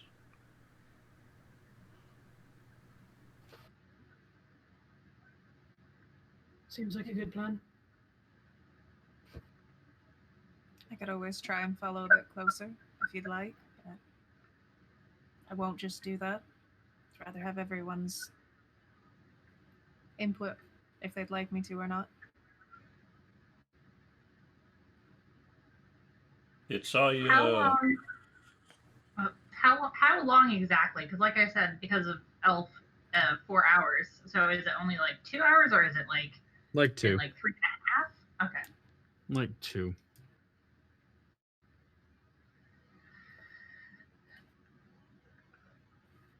So you have not had the benefit of a long rest yet. All right. I mean, we see her. We might as well try to go and do the thing. Well, if we can find the remains, hopefully we can avoid a conflict. For now, we should probably get moving so we don't lose her. I feel like maybe perhaps we should exhume part of the bones. No, it was a thing in whenever I was a boy, they'd salt the bones and do things over people that they assumed were died under demonic possession and all that, but we could just try sprinkle it on the grave, or we could exhume the body and try putting it on the bones. But we have to find the body. After we find the body, of course. Should we ask the establishment if we can take some salt? You know that there's some in that container Yeah. that he gave you. He was just suggesting to exhume Oh. the body and use the tincture on the bones as good measure, and then rebury.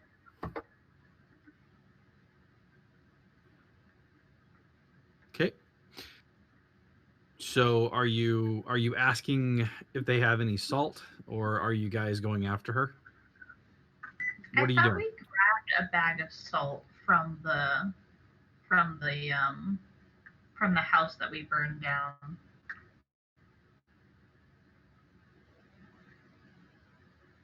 I know I didn't. Did not. I don't have it written in mine.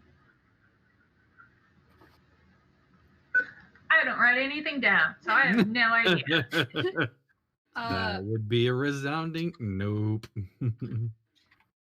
I'm sure they wouldn't mind as long as they know we're dealing with that little ghost problem, but just room. All right. So you borrow some salt from the tavern owner, the pub owner, who kind of looks at you oddly and If is anything, like, I'd pay for it. I'll be like, here. you give him a few francs worth to to pay for it, and he's like, and just kind of like hands it to you and just like, here. Lovely. We'll bring it back. We'll bring back whatever we don't use. It'll be fine. Yeah, I'm just trying to figure out which one of you's Cass, which one of you's Sam, which one of you's Dean, which one of you's Crowley. All right, so Let us know later when you find out. What's that? Oh, never mind. Liz is definitely Crowley. Yeah, I don't know. Yeah, would that make Emrys Cass? I make you a little angel. It's fine. Oh boy.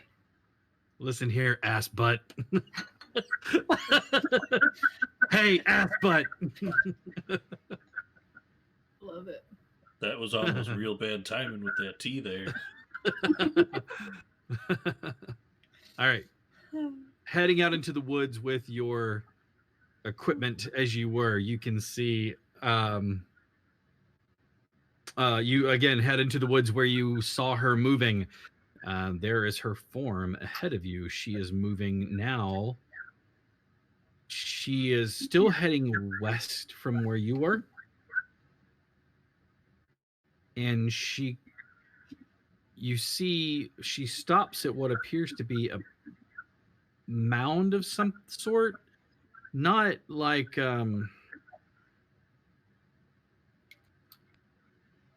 not like a mound of dirt, but like some kind of, you can't really make out what it is. But it looks like a mound of like something in the dark here that doesn't look naturally put there. Who has the good eyes here? Does it look like I do? Does it look like graves or anything? It does not. Also, does anybody else have a flashlight out, or is Lasandra just being like, "I got you guys, don't fall into anything"? Well, Gesh has dark vision too. I have my flashlight, but I'm keeping it pretty low. I'd be right beside Moon and just using his light as we go. Okay. In the dark, in the dim of your dark vision, you can see that whatever this is, it has like plant growth over it. So like this was not like a stone or dirt that was here. It has like vine and other things growing over it. She comes to it, she stops and kneels down, and then you see her kind of rise up again and then start heading back towards the east again.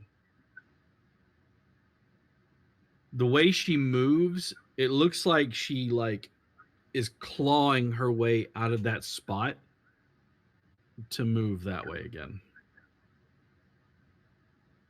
So she's coming back our way because we were going west and now she's going east. That is correct.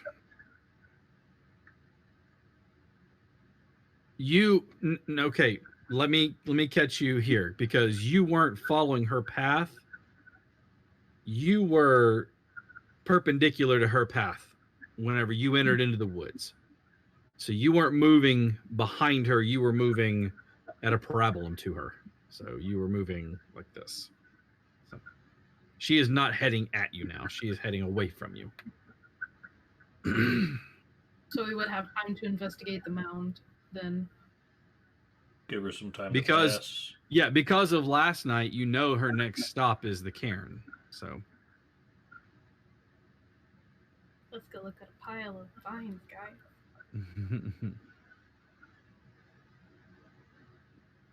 all right. Approaching them, you can see that this appears to be the remains of some building, mostly covered in vine and other things like that. It seems to be like stone that's fallen in along with a few pieces of wood. Moonin, as you shine your light on it, you become very familiar with what this is. It's the remains of a well house.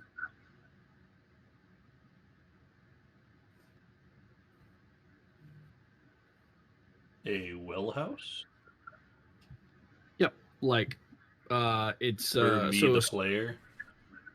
a well house is a stone building that covers like an old-fashioned well where you could draw water from it, and it's usually made of like shaped stone or brick, and then it comes up and covers it, and it usually has like pump housing in there as well, so like a pump and things like that inside the well housing.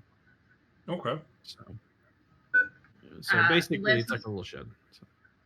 Liz goes over and she's like tugging on Moonin to bring the flashlight with him to like look down into the well.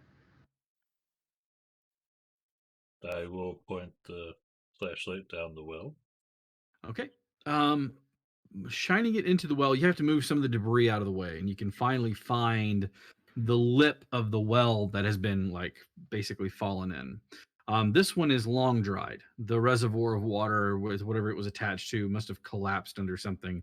But at the base of it, you can barely make out something laying down in there. Give me a perception check, the two of you. Since you're shining your light on it, and there's no disadvantage or anything, so.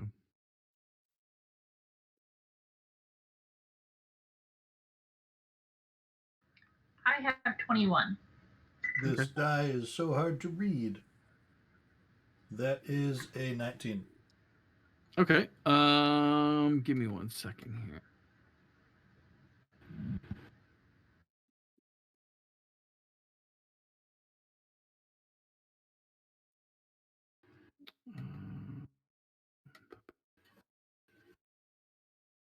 About 5 meters down, so about 16 feet. you can see the base of at the bottom of the well is a form. It's a looks like a person or the remains of a person. That's like there in the mud, in the muck that's left. The body is bone now with a bit of like tattered covering that's most of it's been eaten away by time, but you can see that the body is at the feet and hands and the head are at an odd angle compared to where they should be positioned. So whoever this is fell into and landed wrong. Well, that's interesting.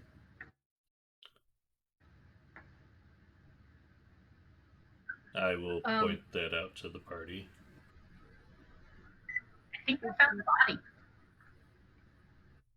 I have to give you guys compliments now because Vixen put me on the spot. I didn't realize what you were saying. So I'm sorry. But I absolutely love the way you play Liz. I think I said that before. I think she's just fantastic. And I love everything that comes along with her. Moonin, I like how you're kind of like sort of kind of potentially the mom friend.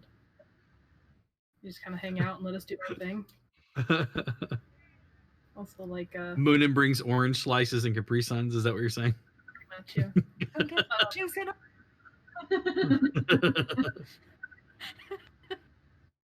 Also, everyone has to compliment the beard because I feel like that's law at this point. That's like base level. We all have to do it. Because it's fantastic. It's so nice. Q, I love your tea cups. They're amazing, just like you. I think they're great. Oh. I love everything that all of you put into it, and I think it's fantastic. And Cap, I love all of your descriptions. Thank you. You're fantastic. You have been one of my favorite PMs I've ever had. Well, thank you so much. I've only been here 2 sessions, so hopefully nobody from my other groups hears that, because then they might come to my door and shake me or something. But whatever. You just I would say, don't worry. Pounding in the distance. I'm not that far from. I'm not that far from you. You just let me know. I'll be right there, and I'll call little brother, and we'll both show up. Come on. Bring it. Not right now. Not right this second. No, right this second. You guys, hang on, guys. We'll be back. We got to end the show. I gotta go protect. No.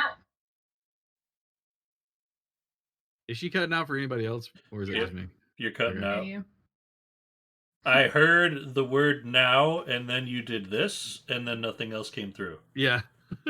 No, you stay.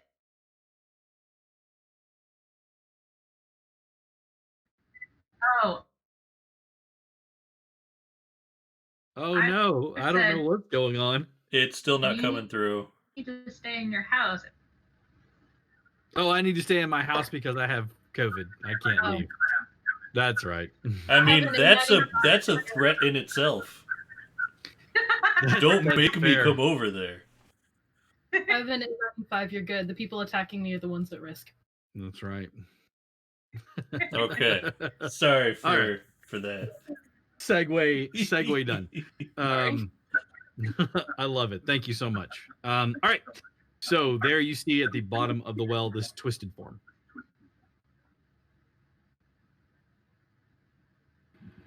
This is no proper place for a body. There's a lot of improper places for the body after the wars.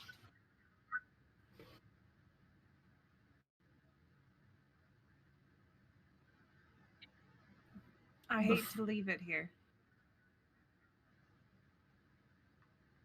Personally, I think this is our body. It might not be. It might be somebody that they cared about. It looked like they crawled from it. Correct? I think we need to deal with this body, even if it's not our body. It doesn't go down here, and we might as well use this stuff for it, a little bit at least. We can use the salt on this body. could we not give it a proper burial? We have time. I could go down there. I think I'm the smallest of the group. I'm 5'5". Emrys is small. I'm He is. 5'4". He's a Okay. tiny boy. Tiny. But, you're in armor, aren't you? Of sorts? Of sorts.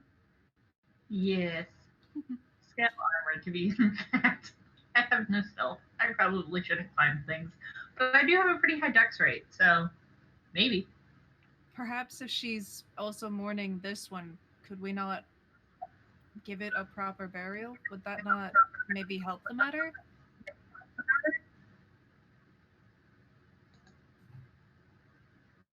No way to know.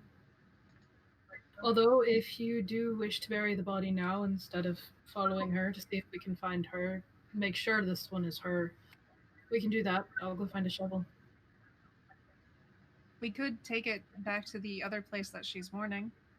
Perhaps they're meant to be together of sorts? Or their family? I don't know the real meaning, but Does anyone have rope? I would.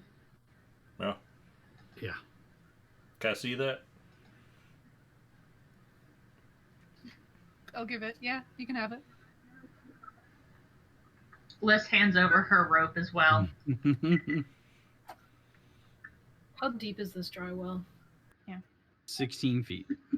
It's not terrible. I am gonna loop an end around me. I'm gonna hand the rope to somebody, Mhm. and I'm gonna walk up to the well and hop up on the edge.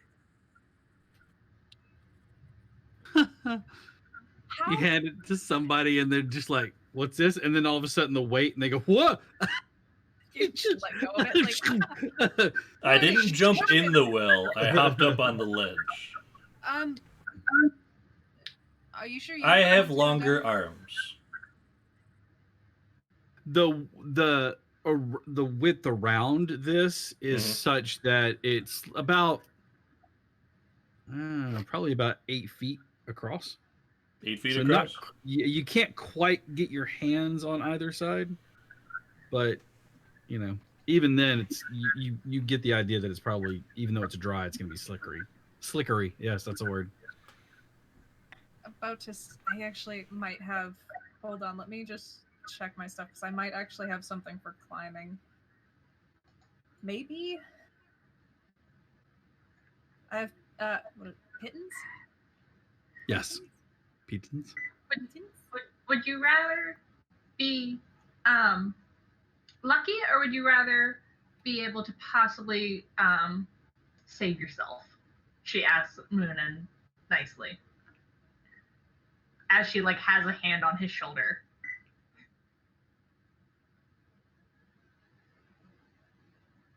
Luck is always nice. Guidance. Sure. She casts guidance on him so that if he needs it, he has it. Okay, so yeah, it lasts for a minute. So you're gonna climb down. Is I mean, Everett getting trying down. to say something before I climb down? I'm not very strong.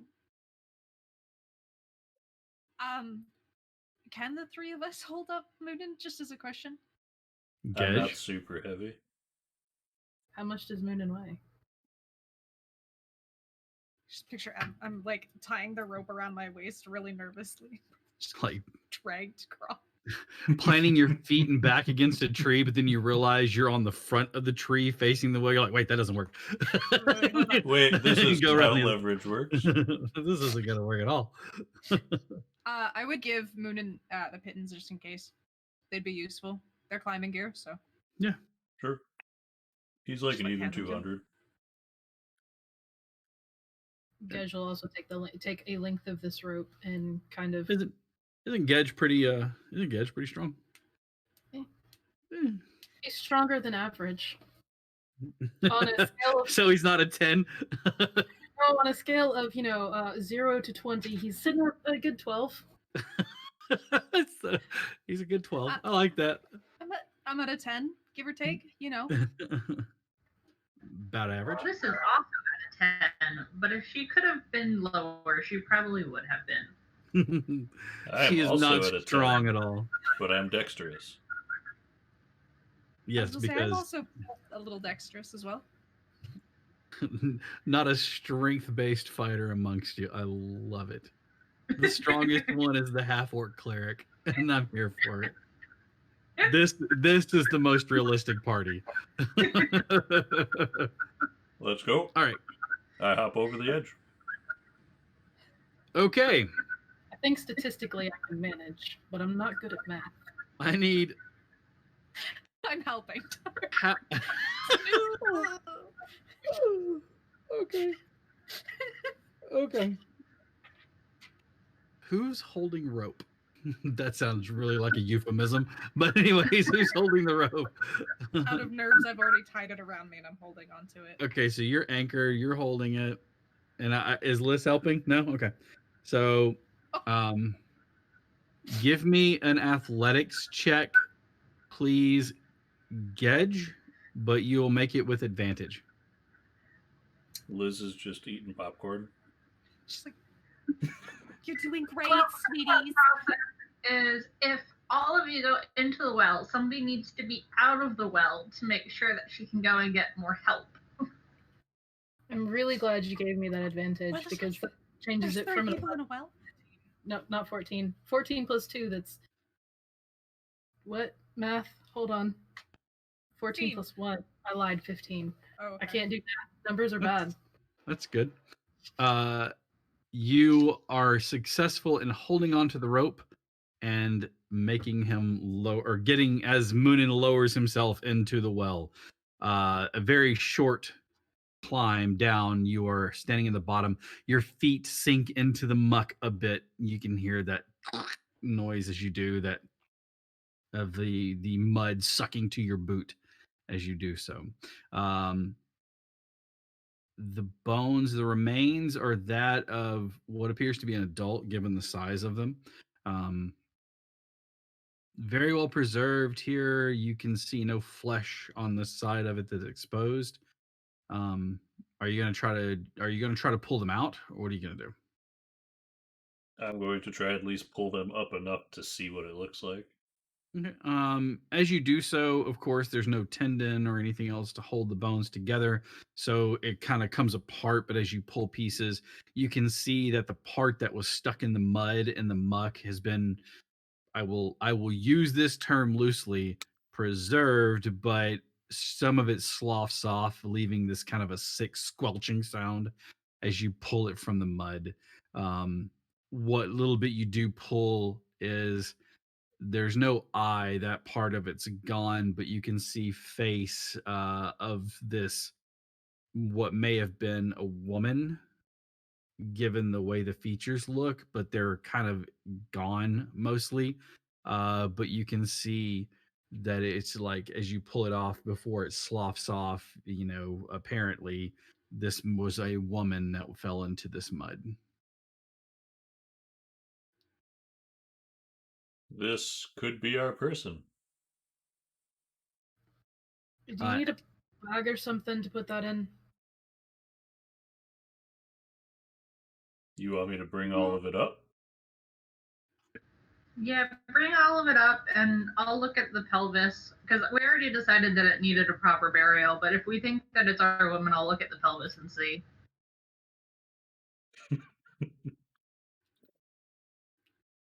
Getting into the forensics again. Yep. If someone's got a larger bag, send it on down. I'll try and collect as much as I can. Sure. You can dump out the contents of a regular backpack and just throw it down to him, and then you can stuff it all in there. Such a demeaning thing. But you put all the remains in there, trying to scrape off some of it the best you can using a pocket knife and putting the remains in there. Flailing Eventually, around you a have little them. bit. Yeah, you have all of the remains into the bag. As you were pulling out a part of the spinal column, which came out nicely with the rib cage, so you got this like big massive piece. You notice something that around the neck of this thing. It is a necklace. It's a thin gold chain that's there. the pendant on it is like when we talk about a star, we talk about the long stem star with the 4-point flare out Hmm. and a ring like a ring on the back and on the back of it or backing it. It looks like that and a ring backing it. Okay. All right. Um, so that comes free in your hand, and I'm gonna you get all just the remains tuck up. that in a pocket to show Okay. them when I get up there. All right, and you guys are able to go ahead and give me a strength check or climb, which would be athletics for this particular case. Moonin. Can I use acrobatics? Nope, because it is all strength to you, upper body strength to climb out of things. That's a 15. Okay, that's Like, plenty. you have guidance if you want it. Would this have taken more than a minute? It would have taken more than a minute to do that, but that's okay. You still have more than enough on the roll to climb out. You climb out, and you have the bag of remains with you, and you have that little scroll away piece there. What now? You are going to look at the pelvic region. It is definitely a woman, and from what you can tell, she was probably in her late 20s, 30s, early 30s. You can see the gosh, I forgot what the actual. There's like the seam that widens, allowing for birth, and then reconnects. So showing that this person did have a child. She then relays that information, especially because one of the Karens had that like child's toy, and she's all like, "I'm 98% sure that this is who we are looking for. Do we want to try to use this tincture here and then lay her to rest next to her child, or do we want to just go and bring her to her child and then see from there?" I like option B. Bring her there and use it if we need it.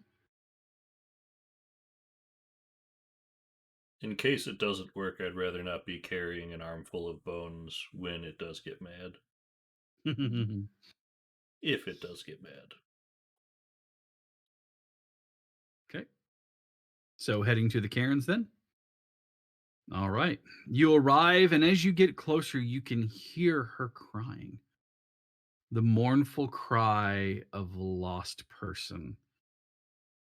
She's standing there floating, that ethereal movement, like watching something underwater as it sways back and forth through the air. Her head sobs, and you can see, though, that unlike your shoulders, which rise and fall naturally with your body movement, hers are a jerky motion. And you can see as everything does this ethereal float move. As you get closer, she turns her head and kind of catches you in her sight. Does She, anybody know how to commune with her? Just out of curiosity. Okay. she So turns and raises a hand to look at you all. Her mouth, that distended, long, hollow spot in her face, opens as though it's going to cry out.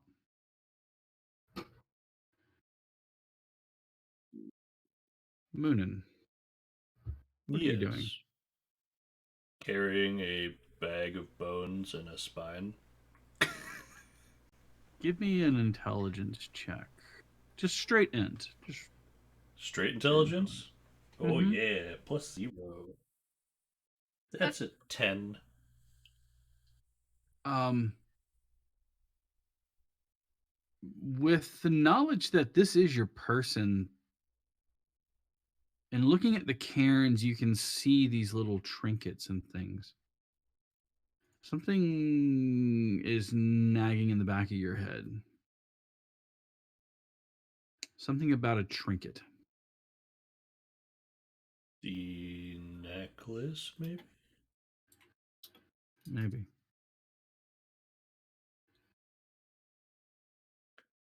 I'm going to look to my two clerics.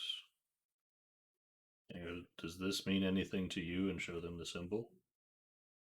Are you pulling it out? Yeah. As you do, she lowers her hand and that her mouth seems to close. And she sort of drifts towards you, her hand out.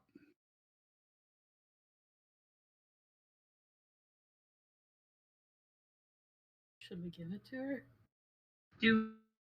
Do we as clerics know anything about this? Because It's as not- far as It's just It's a not a star. religious symbol. Yeah, it's just a star. It doesn't have any religious significance. Mhm. Well, unless anyone Sorry. else says something, I'm going to try giving it to her and hope she's happy. I say give it to her. It's second. hers. Sure. I will hold the necklace out in front of me. Okay.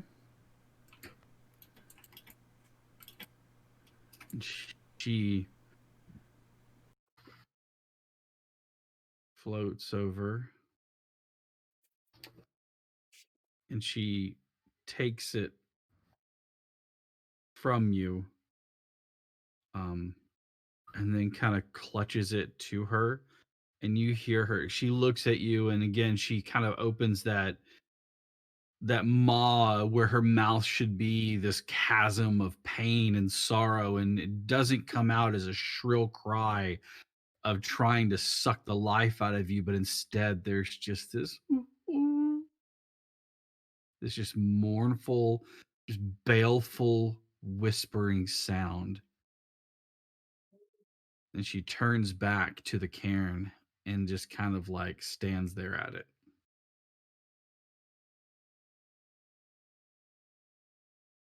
I'm going to take the initiative and Mhm. walk up with all of the bones Mhm. and set them down next to the cairn and start trying to move enough earth to bury them. As you do, she stands at your shoulder. She doesn't touch you, but that deathly cold that comes with apparition seems to wash over you. And it's just like her presence of being around you saps the very warmth out of everything near you. I do need you to give me a Constitution saving throw, please. I was about to say, if I saw Moonin going over, I'd like to help him. Okay, as you do, Yeah. again, Also being in anybody who wants to go and help, you can. I do need you to give me Constitution saving throws as you are near her presence. That's a solid 20. Okay, you are fine. That is 16. You're okay. Same. 9. 9. Okay, so 16 for Gedge. You're fine. 9. You are overcome with exhaustion, so you suffer from 1 level of exhaustion, which you can get rid of with a long rest. So, you start to bury the bones, and that cry again, that little plaintive, baleful, just soul wrenching, sorrowful sound just seems to keep escaping her mouth as she does so. Eventually you have them covered enough next to the same cairn that she was standing. What do you I'd want? say before I started covering the bones, we would have probably grabbed that tincture And put it over that? Okay. poured it over. What were you saying, Liz?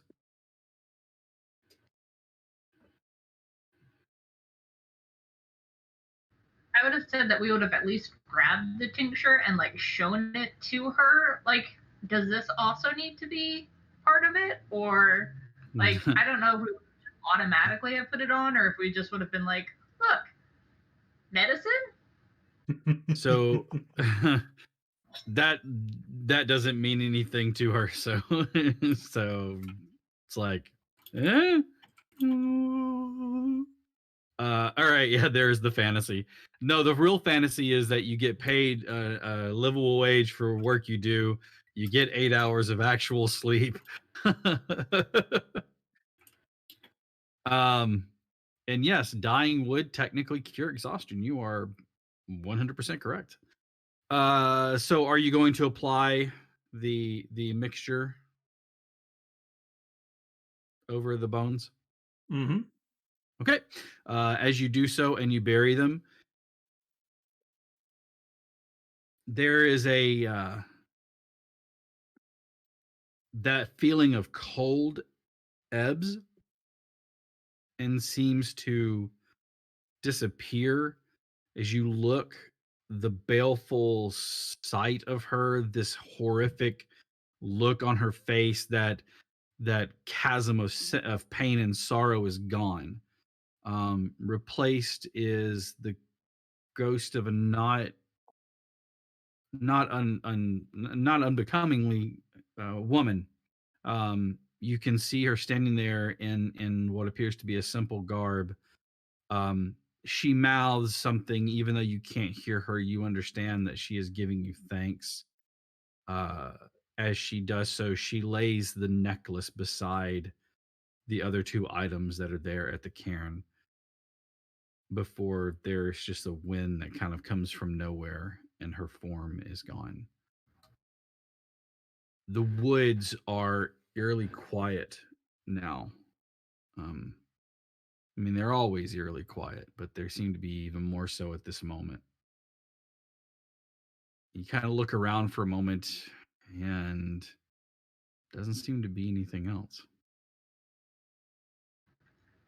Even though that we buried things, Liz would like to say a prayer over the bones.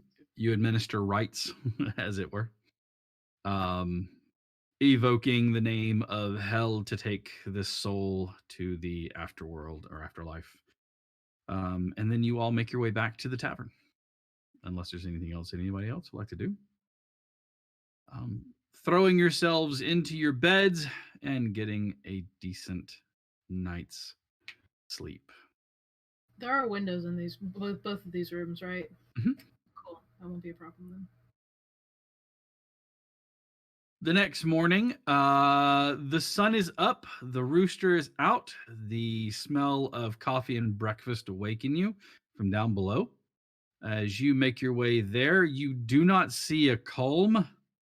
Whoever was staying in the room with Culm, he is sitting on the edge of the bed, his feet planted firmly, his hands propped on his elbow, and his head in his hands. I'd like to show up at the door with a big cup of coffee. I was about to say, calm, I have some tea, if you'd like some tea. Might help with your stomach. You're Yeah. far too loud this morning.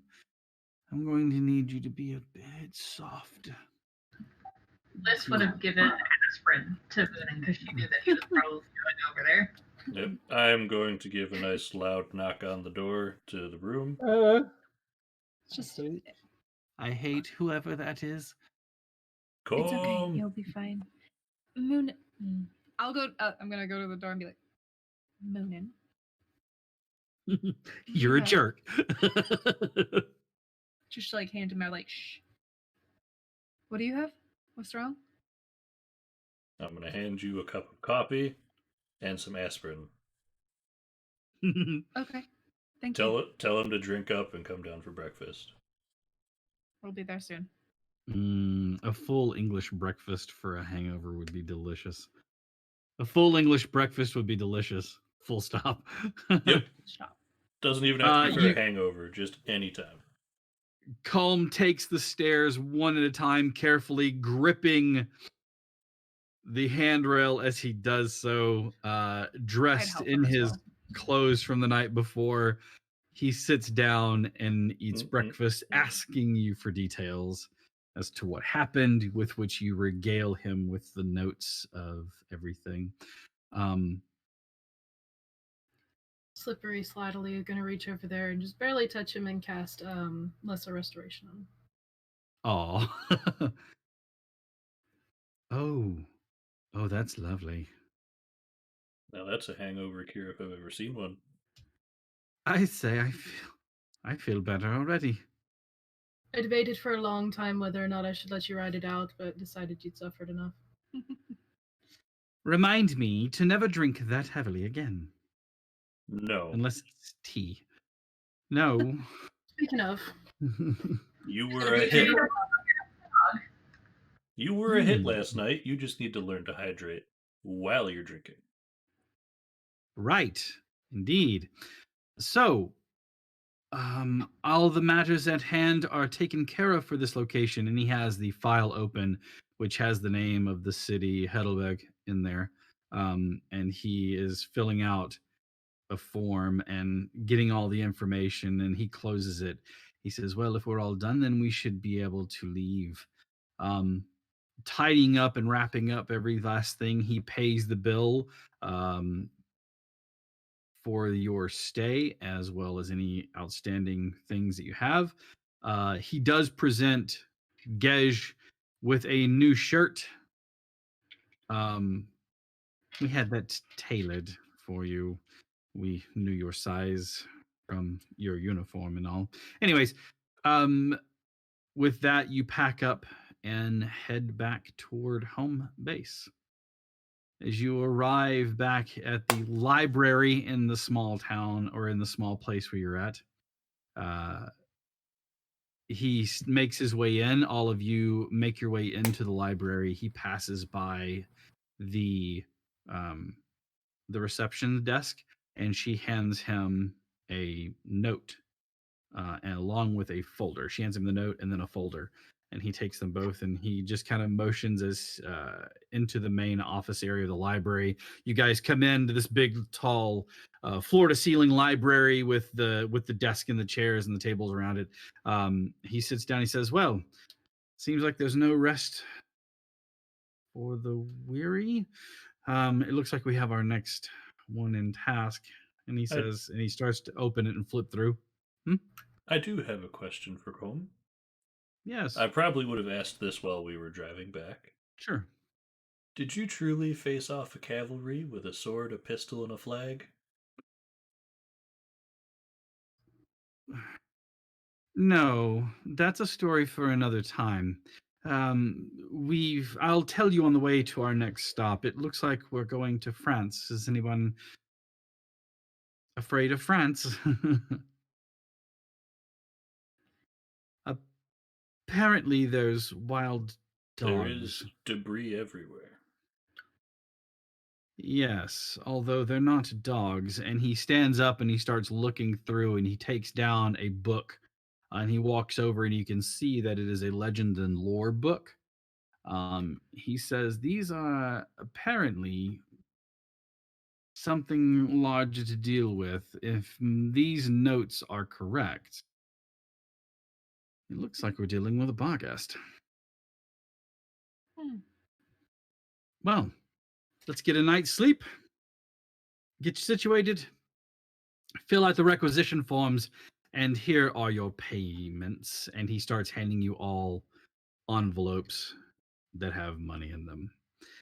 No. And as we prepare for the next adventure for the Troubleshooters, that is where we'll wrap up this evening's episode. Thank you all so much for tuning in. Next week, they head to France to look into what might be going on in a very small town there. Well, not maybe a small town after all. The town itself.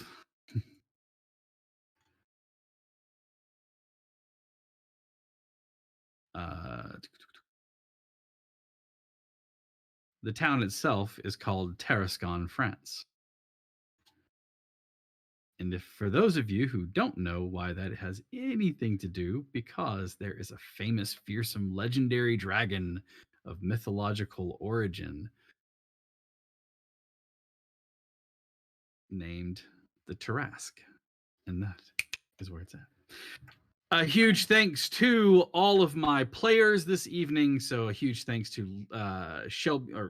Vixen, who is playing as Liz, and then we have Voodoo, who is playing as Gedge. We have Otter, who is playing as Moonin, and we have our very own Q, who is playing as Emrys. We want to thank all of our players. Thank you guys for tuning in and making this so much fun tonight. It was a lot of fun playing along with us. We will be having a show next Monday, even though I know that it is here in the United States a Thanksgiving week, but it's early in the week, so we should be good to go. The same times, everybody should be here as we start the next episode of the Troubleshooters. A huge thanks to Otter again for all of the hard work that he put into the overlay and all of the work he did with the claws and the points. I'm glad that everybody's having fun with that. And just a huge thanks to everybody out there who reached out to support me and offer up their support, their love, and their help whenever they found out that I was sick. Thank you all. It meant a lot to me. So I really do appreciate that. Don't forget, we have shows every single night with the exception of Friday night. So we have a show on tomorrow. It's Vampire the Masquerade. Wednesday night, Monster of the Week, which is run by Q over there. Then we have Thursday night, which is Descent into Avernus, which has like Q and Otter in it, but it's run by Maddie. And then we have or Pink Rambo. And then on Saturday we have Stolen Cities, which is another D&D game, and it is a small party as well. So tune into those. All start times are 6 p.m. Central. Show your support and love. Those points and things you can play in those games with those games as well. So we thank you so much for everything. We love you and take care of yourselves. Stay healthy. Good night, everyone. Bing. You do know that next week is my birthday, right?